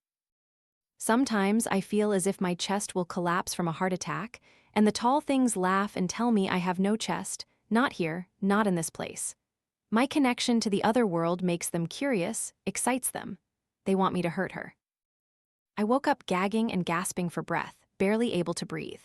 For a second, I thought the staff was pumping gas into my room, suffocating me with some kind of vapor. I vomited all over myself before I was even halfway to the computer. My eyes burned so badly I could barely see. My nose was bleeding, my mouth was filled with saliva and vomit. It was a smell. I was deep in something that was inhaling it, and it didn't take a genius to know what it was. I looked over at her and she was smiling. Of course she would be. This was her stench, her disgusting, putrid rot that she had somehow sent after me. I felt like I had shoved my head inside her swollen, slimy belly. This was the smell of a sacked city, of a mass grave. I got to the computer and slammed a message onto the keyboard as I gasped and wheezed through each individual breath. I can smell her, I typed, 3 dots. Someone was replying. That's impossible. I vomited one more time and passed out before I could tell them exactly what I thought of their impossibility. The dust no longer gathered at her feet. It was disturbed, and footprints showed that something had gotten out of her chair and prowled into the darkness behind her. Right now, she was still in the chair, still looking at me, still grinning. At least the smell was gone, although I had spent the entire morning cleaning up my own vomit.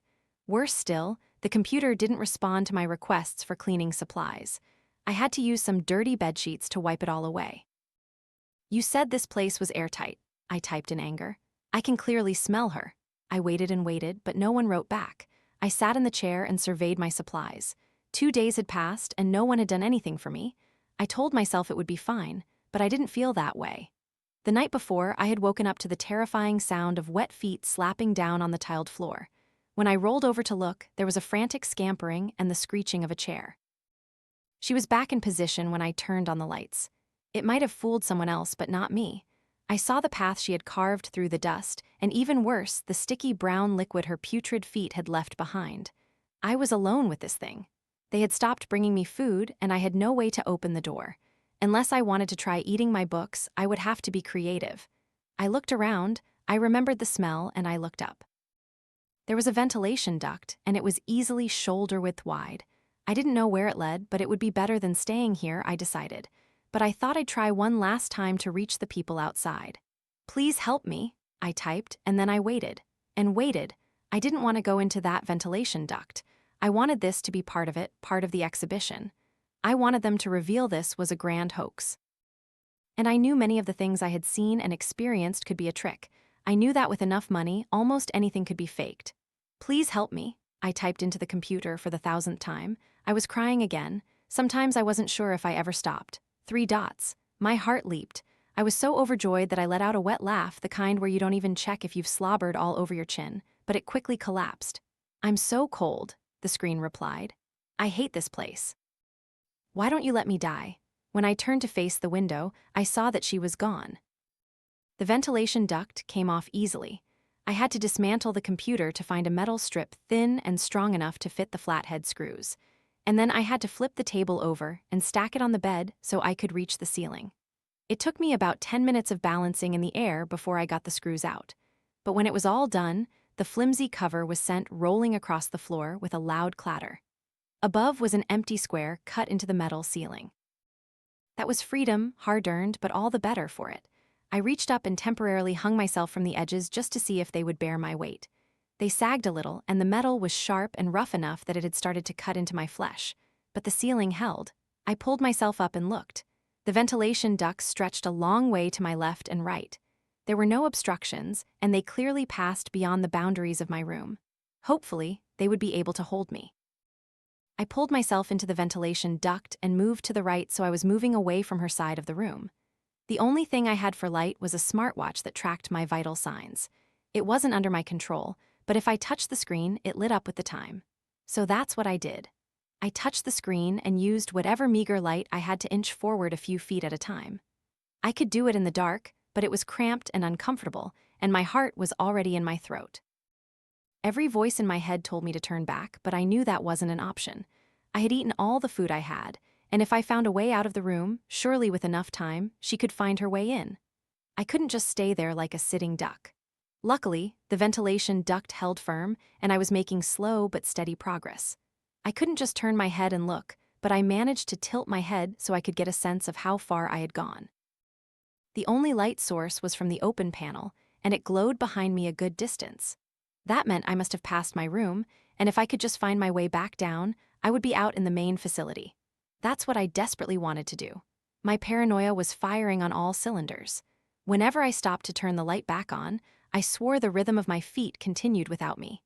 It made me think that something behind me was stopping and starting to match my own movements. And even worse, I knew deep down that if this was true, it was definitely catching up to me. Slowly but surely it was slowly. Amusingly, I was completely alone, trapped in the dark. The metal walls squeezed me so tightly that I couldn't even put my hands above my head. I had to inch along with my feet and elbows. Whatever was chasing me could take its time. I just needed to get to another vent that I could break out of. But for some reason, this duct just kept going and going. It never turned, it never sloped up or down. It just kept going forward.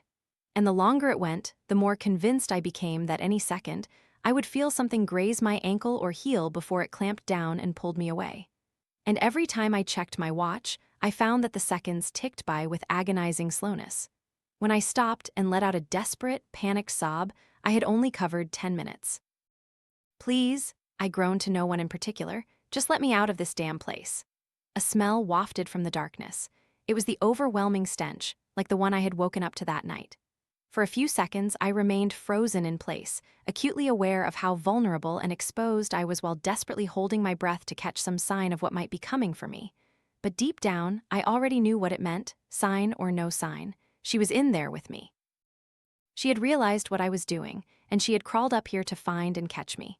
As if to confirm my worst fears, I heard her breathing, long, heavy, and wet. It was like someone sucking oxygen through a breathing hole in their neck. I immediately began to writhe forward, desperate to make any progress. But the metal walls echoed with more than just the sound of my struggles. Somewhere behind me, her fingernails scrabbled against the metal panel with excited, frantic screeches. There was no longer any doubt in my mind. She was chasing me, and the sounds she was making grew louder too fast, too fast. They filled me with despair, but I didn't let it overwhelm me. Sobbing and trembling, I continued to inch forward for as long as I could before something in me broke, and I touched my watch for a tiny flash of light. I wanted to use it to try and turn back and see her coming behind me.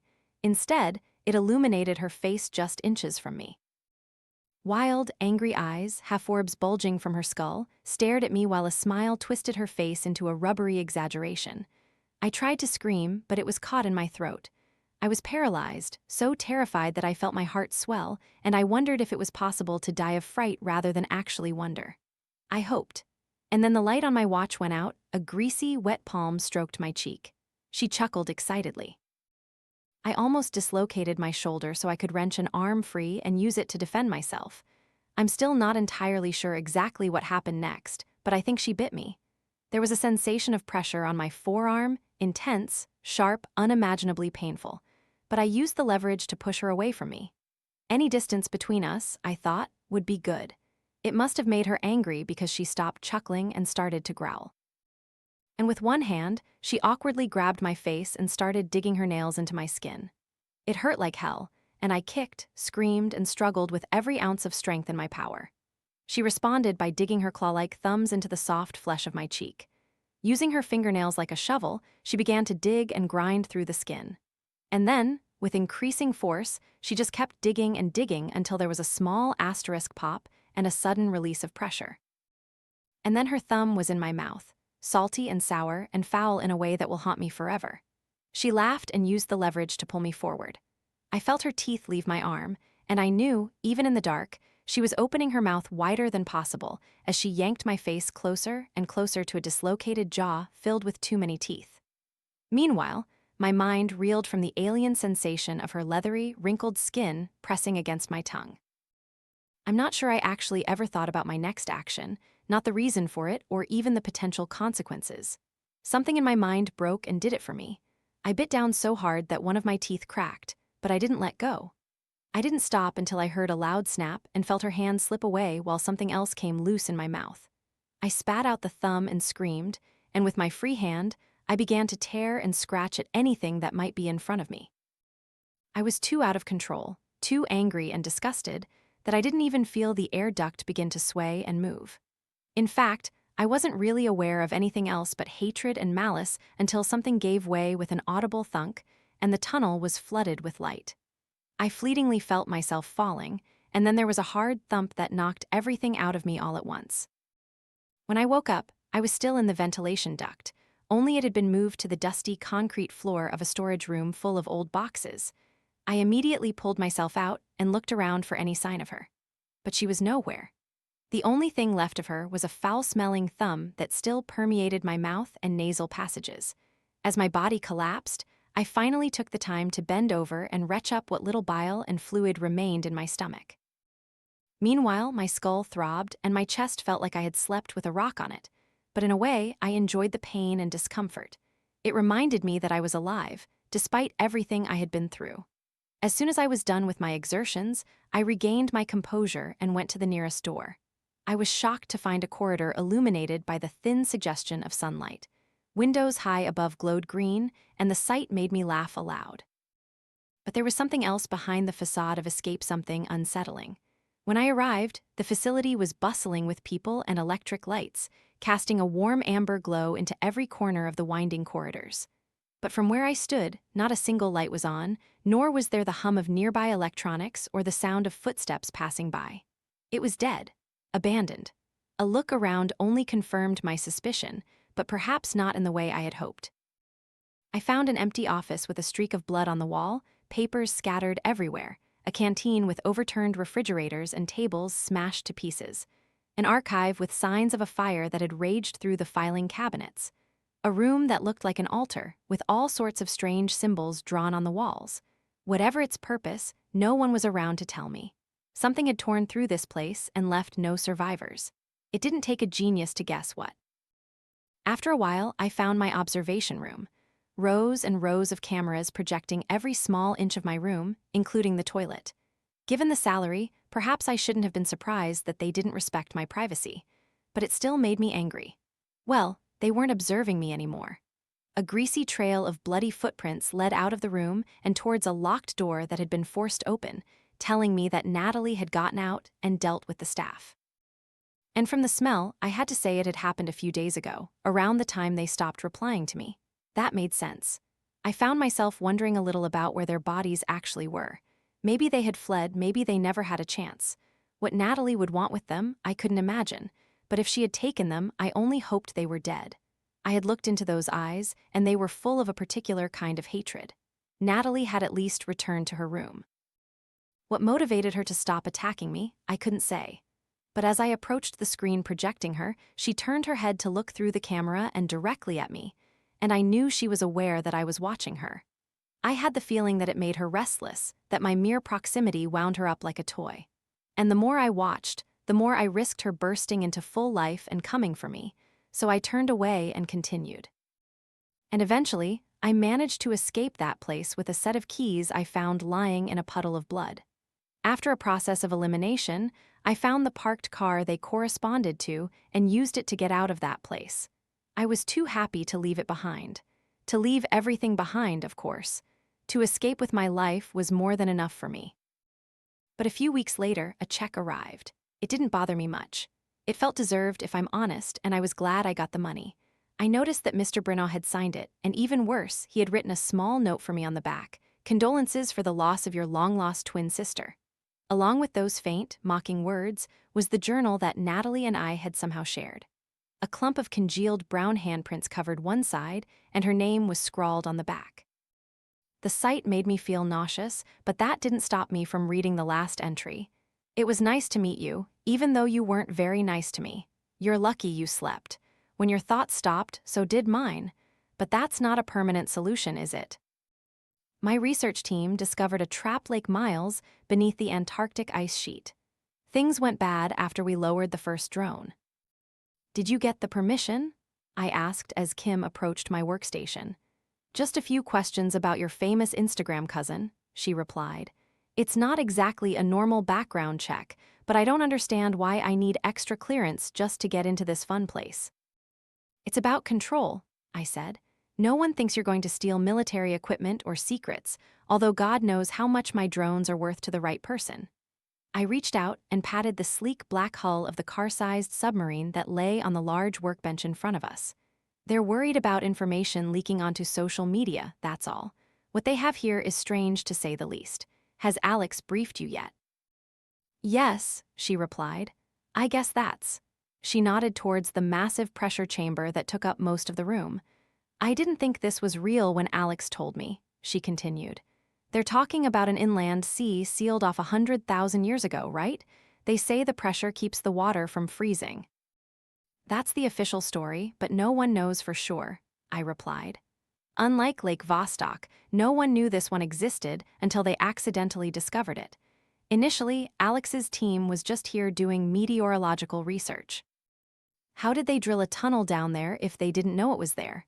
Kim asked as she walked past me and approached the pressure chamber door. I guess they were doing something they shouldn't have been, I replied as I stood beside her, looking through the glass. You'll find the US government is doing all sorts of things here, and that's why they're keeping it a secret. I mean, either that or what Alex told me is true, and that's impossible. What did he say? He said the hole appeared naturally, I shrugged. The pressure chamber was installed later to allow access and prevent water from flooding up due to the pressure. She bent down to wipe the condensation from the tiny porthole on the steel door. Maybe that's why they don't want us telling anyone about this, Kim replied.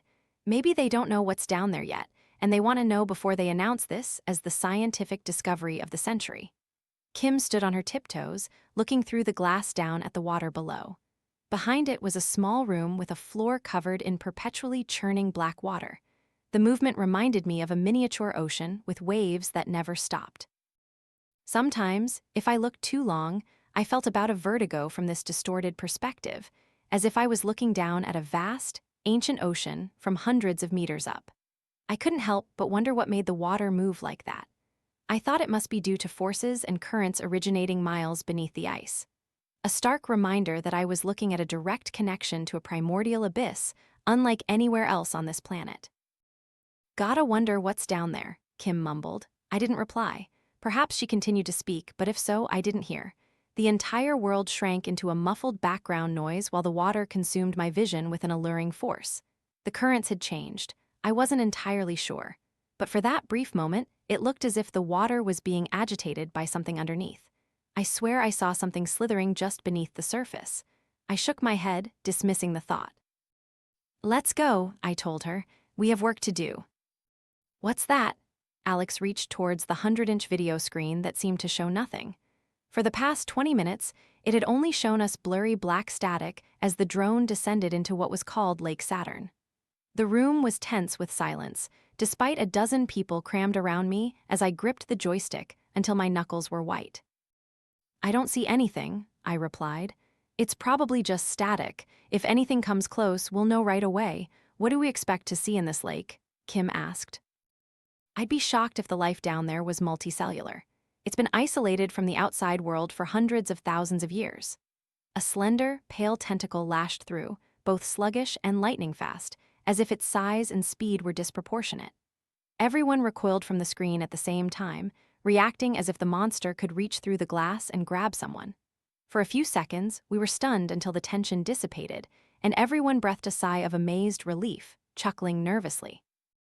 A few scientists even cheered in celebration, before rushing to smaller tables to pore over the recorded footage.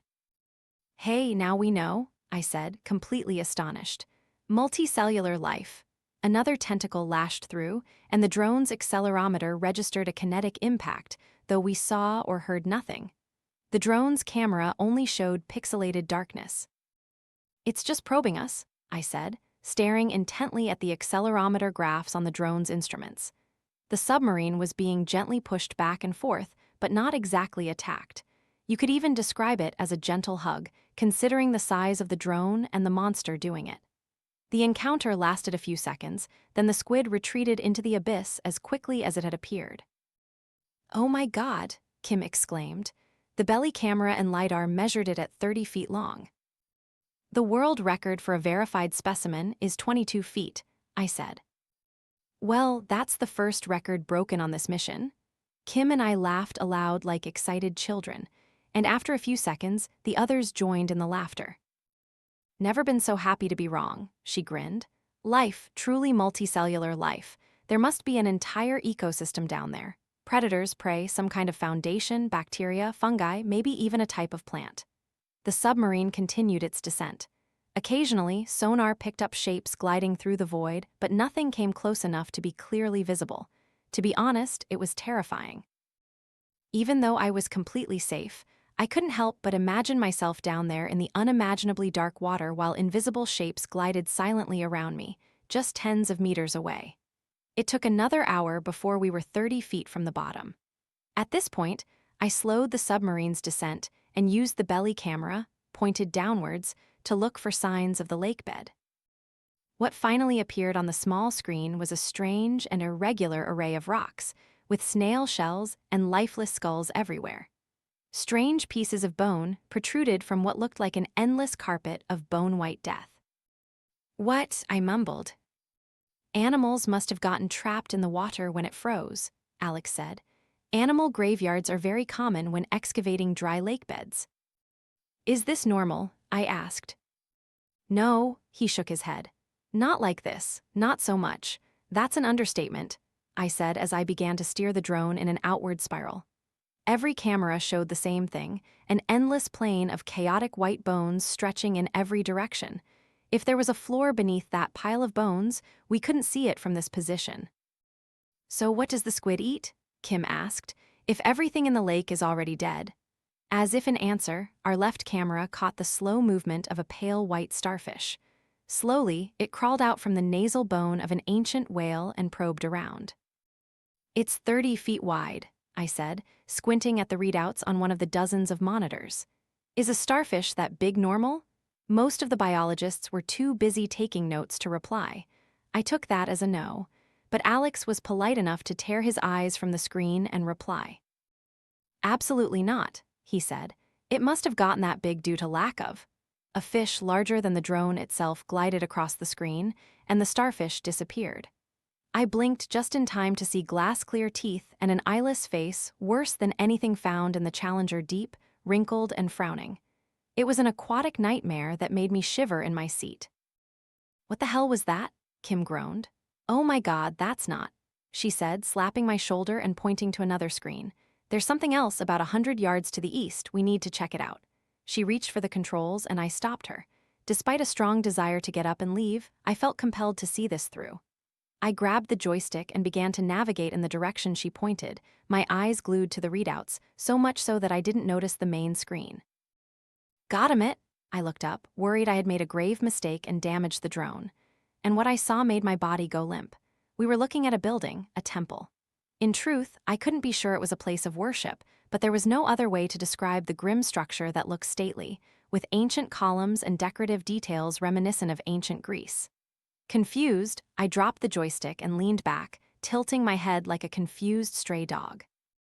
Finally, I settled on what seemed to be the only plausible explanation. This is a cruel joke. A few other scientists with me actually agreed. Kim and a few biologists all nodded as they turned to look at Alex, the head of the facility. But his expression made it clear that if this was a hoax, he wasn't in on it. He was pale, eyes wide, as surprised as we were. "How did we do that?" he asked us. "How could we have accomplished that?" "Each step is 30 feet high," someone yelled before I could press the point further. I tore my eyes from the screen to see a geologist standing by one of the dozens of smaller monitors filled with complex readouts. "Can you get closer?" he asked me. I looked at the drone's camera and approached the first of 20 steps leading up from the lake bed to the temple. Very quickly, I could confirm each step was a massive slab of stone, towering above the drone. "Is this real?" I asked Alex as he stepped closer to me, my voice a desperate whisper. He nodded. I looked back at the screen and saw myself still controlling the drone up and over the steps. At the top, the rest of the temple was equally disproportionate. The gateway, a black, gaping maw, must have been hundreds of feet high, and it loomed above the submarine like a man above an ant. Our lights could barely pierce the darkness from where we hovered at the threshold.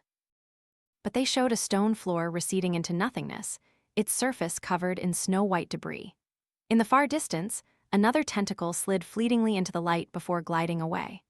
There was something about its pale features in the deep gloom that gave me goosebumps, and as I looked up at the crowd, I saw I wasn't the only one whose nerves were frayed.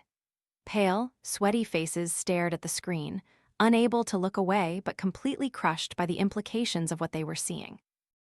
This was a building at the bottom of the world, standing impossibly tall, impossibly large. Its gateway beckoned us to explore deeper. "Should I continue?" I asked, hoping someone would find a good reason to stop. It didn't matter, the one down there wasn't me. I didn't want to push this journey deeper into madness. I was scared, and no matter how many times I reminded myself of the immense distance between me and the source of the images on the screen, I couldn't escape the terrifying truth that what I was seeing was real. Somewhere beneath my feet lay that abyss, and within it, a temple beyond all human proportions.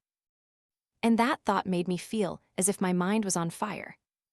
"Keep going," Kim said, and I knew she was right. It was the only choice. We needed to know. Anxiously, I pushed the drone forward, watching with trepidation as the side cameras showed the edge of the gate sliding past on either side. Though it was impossible, I felt as if I myself was stepping into the temple and could feel a cold draft drift across my skin. I shivered and tried my best to push that silly thought aside.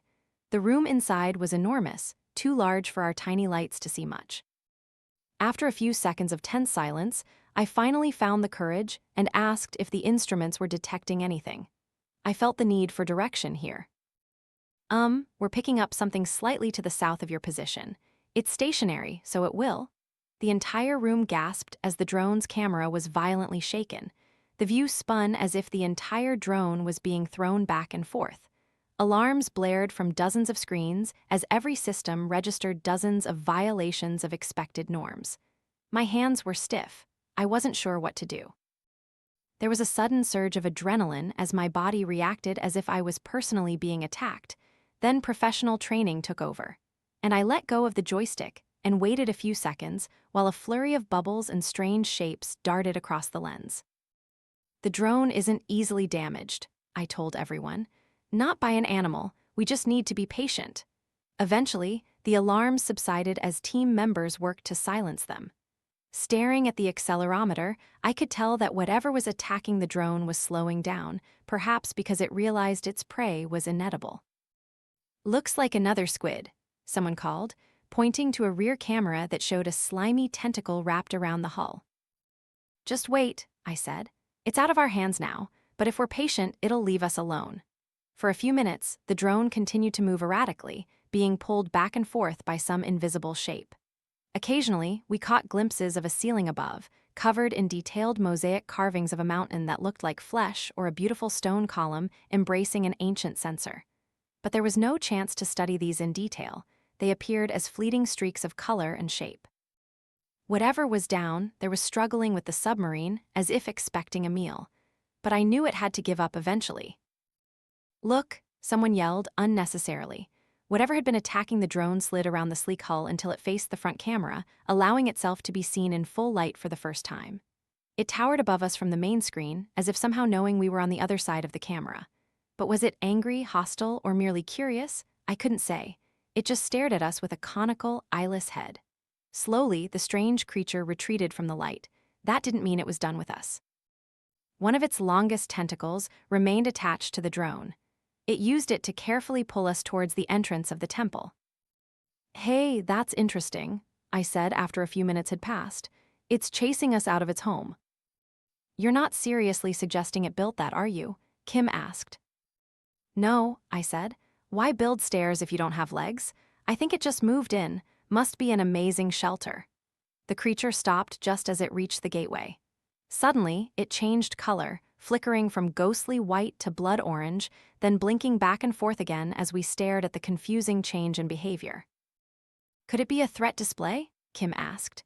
As quickly as it had appeared, the squid recoiled, releasing the drone right beside the temple gate. A quick glance at the rear camera showed it fleeing into the darkness. I was about to ask what happened when a strange blue light flooded the gateway, an eye blocking the gateway, a pale blue orb without a pupil, glowing with malice in the darkness. Slowly, its owner retreated until a monstrous shape looked down at us.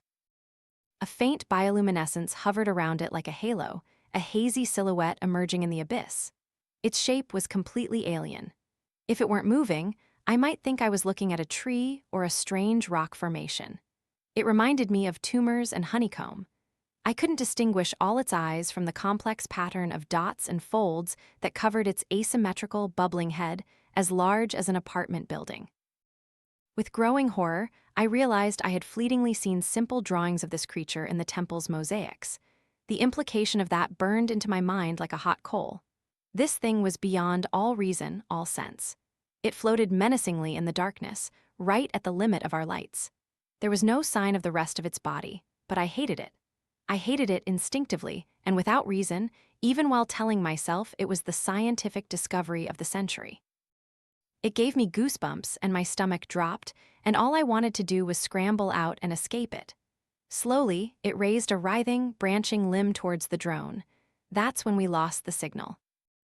The wind outside was fierce. Our facility was located on a continental plain, not far from an inland mountain cluster where winds swept down the slopes and accelerated uncontrollably to hundreds of miles per hour. In Antarctica, it never snows, but that didn't stop blizzards from grabbing tiny ice particles and pelting you at terrible speeds. The effect was a whiteout, a gloomy gray void on the other side. Every window revealed nothing. No sky, no sun, not even the ice floor beneath the main building's elevated foundations. "Too much," Kim said after a while. "If we had just found a jellyfish, that would have been a lot, but people would believe us. But this, it's like something out of a bad movie. How do I stand up at the conference and show everyone this footage?" Kim, Alex, and I were sitting in the canteen. All the other scientists had wandered off to their private rooms to begin the lifelong task of sifting through every readout we had. Every sonar pulse, every bit of infrared, every tiny fluctuation in temperature and pressure. All of it had to be understood, cataloged, made sense of. In a way, it was probably a comfort for them, escaping the madness by focusing on minute details. "You know what I think," Kim said. "Forget all the results. I want to leave and let someone else have the glory." "Even if we wanted to," Alex said, "the storm won't allow flights for at least another week." "Just get me on the first flight out of here," she replied. "Perhaps when the storm breaks, we can talk about everyone leaving," I said. "But for now, we have enough data for a lifetime and enough equipment to analyze it." "Sir?" A young man burst into the room. I immediately recognized him as part of the security team that had flown in with me. Until now, 5 or 6 armed men had been separated from the scientists, and if it weren't for his sudden reappearance, I might easily have forgotten there was anyone in the facility who wasn't a researcher. Must have been an incredibly boring job, at least under normal circumstances. The man standing in front of me didn't look bored. He looked anxious and overwhelmed. Alex was clearly the sir he was referring to. He and the older man immediately stood up and spoke to him. "What's wrong?" he asked. "An intrusion." "Sir," he said, "something has entered the pressure chamber." "How can you know that?" Alex exclaimed. "We can hear it, sir." We entered the surface building to find 2 pressing problems. The first was that the pressure chamber was under terrible stress. Internal readings showed water had flooded the room and was exerting incredible pressure on the reinforced walls. So far, they were holding, but the pressure was steadily increasing, and we knew that sooner or later something would break. The second problem was the sound coming from inside. Thump, thump, thump. I jumped every time it reverberated, cringing away from the pressure chamber door in fear. I tried to hide it from the others, but looking around, I realized there was no need. Alex, Kim, and the security guard were equally terrified. Something was inside that room, something that had risen from the lake below and was patiently tapping against the wall with terrifying regularity. "I'm here," the sound seemed to say. "I'm here, and I want to meet you." "We need to depressurize," Alex said, his voice trembling, his face pale. We need to. "I'm not opening that door," Kim snapped. I looked at the pressure readings and winced. "It's not giving us a choice," I said. "If that structure breaks, it'll be worse than a bomb going off." "All the more reason not to open it," Kim exclaimed. "Think about what you just said. It's not giving us a choice. Do you want to play that game? We don't know what it wants," Alex replied. "We don't know what it is." Maybe what?" she said. "Maybe it came here to play chess, to befriend us. Seriously, is that what we're suggesting?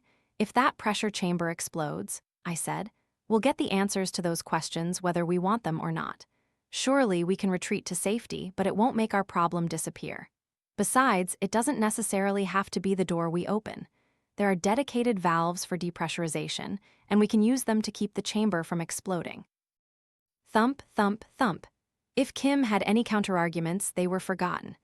The walls of the pressure chamber had vibrated, and something, a few screws or bolts, had shot out and hit the ceiling, punching a hole through it. "Alex," I said, "help me open the depressurization valve." "Madness," Kim exclaimed as I walked to the nearest valve. Thump, thump. The tapping stopped just as my hand gripped the wheel. A glance at Alex showed he was sweating despite the cold.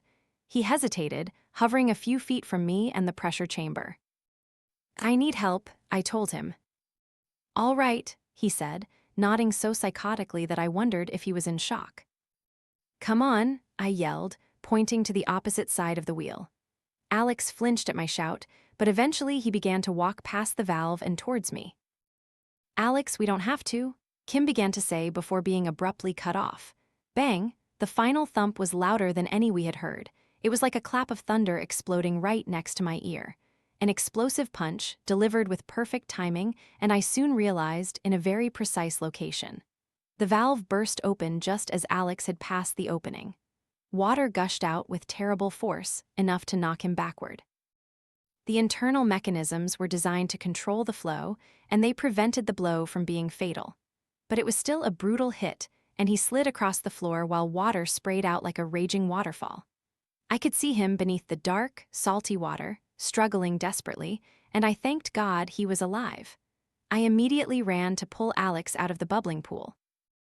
Even as my mind reeled with the terrifying realization that whatever had attacked the pressure chamber had done so with impossible insight. To some extent, I knew it must be monitoring us, and it took all my courage just to remain in the room. Alex struggled as I grabbed one of his legs and tried to pull him out from under the water. I didn't pay much attention and pulled him out of the current with the intention of helping him. But the sight of a sleek black tentacle wrapped around his head made me recoil and yelp. I fell onto my backside and heard a chorus of disgusted and horrified cries as Kim and a few newcomers noted the strange growth covering the man's head. It was a repulsive, alien cluster of muscle attached to a sleek black cord that stretched back through the open valve. "Get it off," I shouted to the room in general, hoping to God someone would have an idea what to do. Alex's struggles weakened. Thump, thump, thump. Before any of us could take another breath, there was a brief tightening sound. Before the cord snapped back into the pressure chamber, it passed through the 6-inch-wide opening with ease, not slowing down or even showing signs of struggle. Even with a sound like silk tearing, it took most of Alex with it. I had decided to withdraw from the research and the site in general. Kim visibly sighed with relief, and so did I. Any excitement we felt about the discovery was tempered by the memory of having to clean up Alex's body. I knew I would never forget having to lift the body bag, only to realize it weighed barely 20 kilograms. We had found something nightmarish beneath that lake, and the small encounters we had survived were enough to keep me awake for years to come. Unfortunately, The storm was still raging outside, and we had no hope of aerial evacuation for at least 3 more days. Kim and I were busy packing up our equipment, but Kim's expertise was data analysis, not engineering, so there were times when the work fell entirely to me. It was on the second night when I told her to get some sleep while I finished about 30 minutes of remaining work. But just a few minutes after she left, I found myself staring at the pressure chamber that dominated the room like a strange monolith. The image of the thing glimpsing us through the screen came back to me, and I shivered, deciding I would pack the rest up in the morning. Being alone in that place, even for a moment or two, was a foolish thing to do. "Stephen!" The sound was an electric whisper that weakened my limbs and made my hands tremble, equipment falling to the ground with a clatter I barely heard. All my attention was focused on one of the workstation speakers on the back wall. It belonged to one of the geologists who had lowered microphones during the initial dive and was using them to record the acoustic profile of the lake below. With everything else going on, it had escaped all our attention. But as I stared at the glowing green screen, I suddenly realized the microphones were probably the last piece of equipment left in the water. So why had I just heard Alex say my name into it? I told myself I was mistaken, even as I decided I would run all the way back to my room. "Stephen," the voice said before I could take a step. "Stephen, it's so cold down here." "This isn't real," I mumbled. I know what the temple was built for. Alex's voice was the wet gurgle of a pneumonia patient in their final days. It made me think of someone drowning in mucus, of a desperate soul consumed by pain and despair. "Stephen," he moaned, "it won't let me die." His words struck me like a hammer blow. For a second, I thought nothing in the entire world could scare me more. That's when the pressure chamber door burst open. I found myself rooted to the spot with escalating horror as my mind processed the impossible. A massive Titan door, which could only be operated by powerful hydraulics, had slid open like a creaking mansion gate. Black water immediately frothed out, filling the air with swirling steam and a foul, obnoxious odor unlike anything I had ever smelled. It was terrible. A horrible mixture of putrid flesh, ammonia, and a truly unparalleled musty smell. Some rotting corpses accompanied pale white streaks of strange-looking vegetation and unrecognizable biological matter.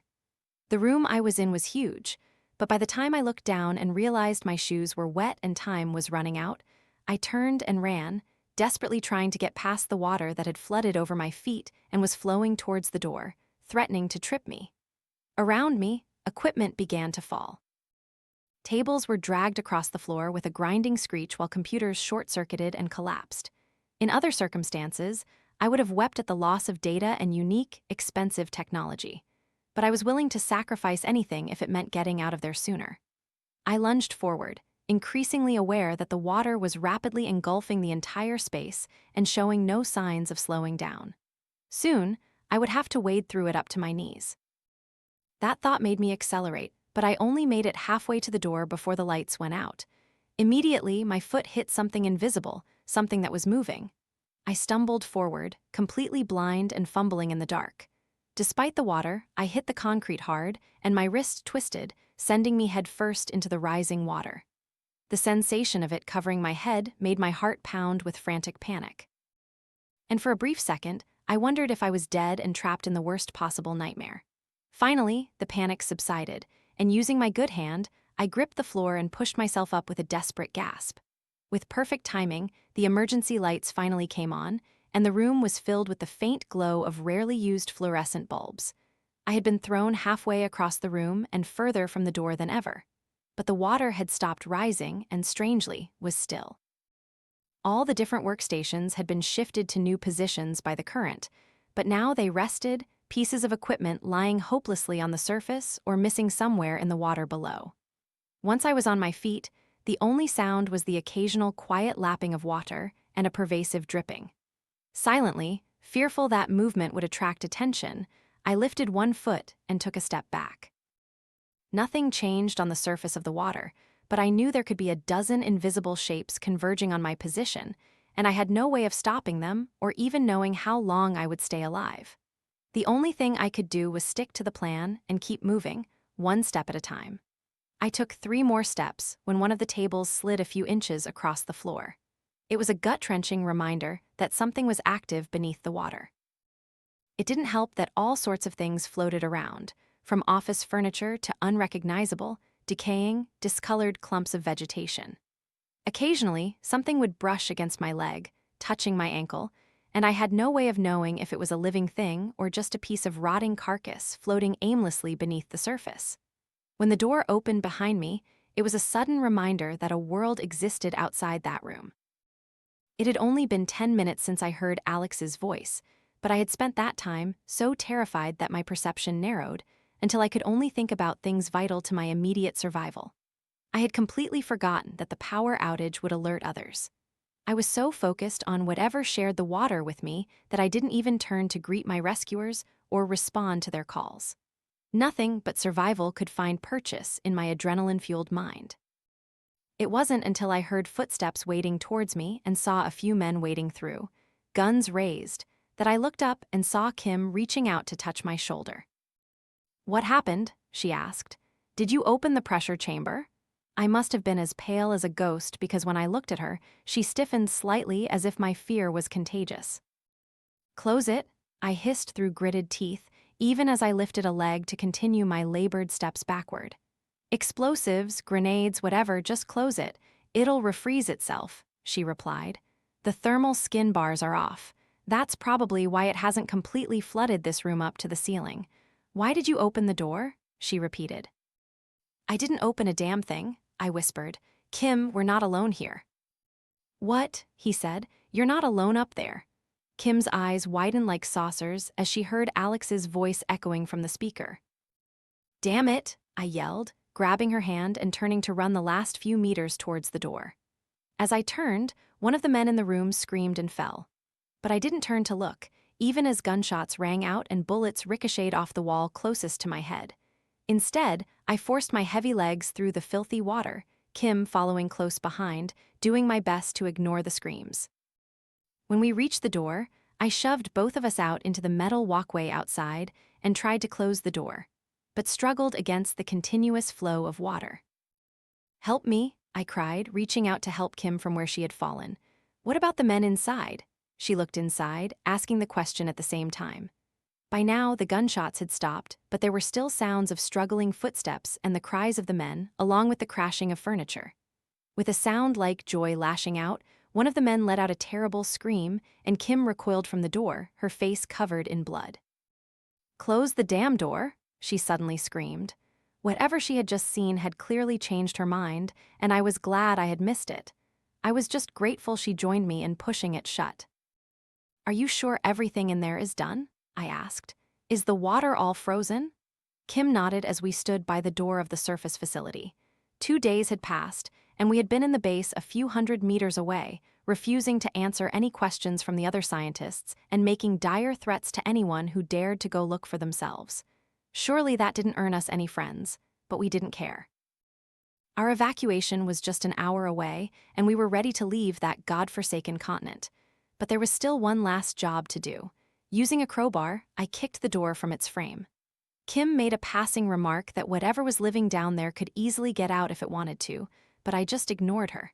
I had no way of knowing what that thing could or couldn't do. And again, ignorance was enough for me. Regardless of its motives or choices, it had been content to take the men we left behind and no one else. What I was ashamed of was that I only felt relief about this. "Stephen, I'm so cold. My mind is unraveling. I can feel pieces of myself flaking off. What are you? I can't see you. Where am I? What's that? Is something coming? Jesus Christ, why can't I die?" Kim recoiled when she heard their voices. She looked at me with horror, and I knew she embroidered a similar inscription on my face. "You're right," she said. "They're still here." I nodded. "I could hear them when I went to check the door the first night." "How could they? They're down there," she exclaimed. "I don't know," I shook my head. "But a team will be here soon. They'll see the frozen tunnel, the destroyed facility, our broken data center. But this," I gestured to the room and the voices inside, "this will require further investigation." "How can we make them stop? Do you have a plan to help them?" To get into the room, I had to step onto a foot of solid ice. The emergency lights were completely dead by now, but there was enough daylight to make the gloomy space outside visible. "Oh my God," Kim stammered as she looked at the rows of corpses. "They're all gone." "How could they?" "I don't understand either," I said as I carefully moved to the farthest workstation. That's where the voices were screaming from the overturned speaker. "But we can't help them." I hesitated for a moment as I grabbed the wire cutters and found the cable leading to the destroyed pressure chamber. Even now, the men hadn't stopped screaming like a discordant chorus of souls cast into hell. There were pleas for help and desperate insults born of despair. I wondered for a second if there was really something we could do, but that would involve drilling down into the lake and starting this nightmare all over again. This wasn't some lost animal we were dealing with. It was intelligent and cruel and older than we could imagine. Worse still, it could play with dead men and keep them alive to prolong their suffering.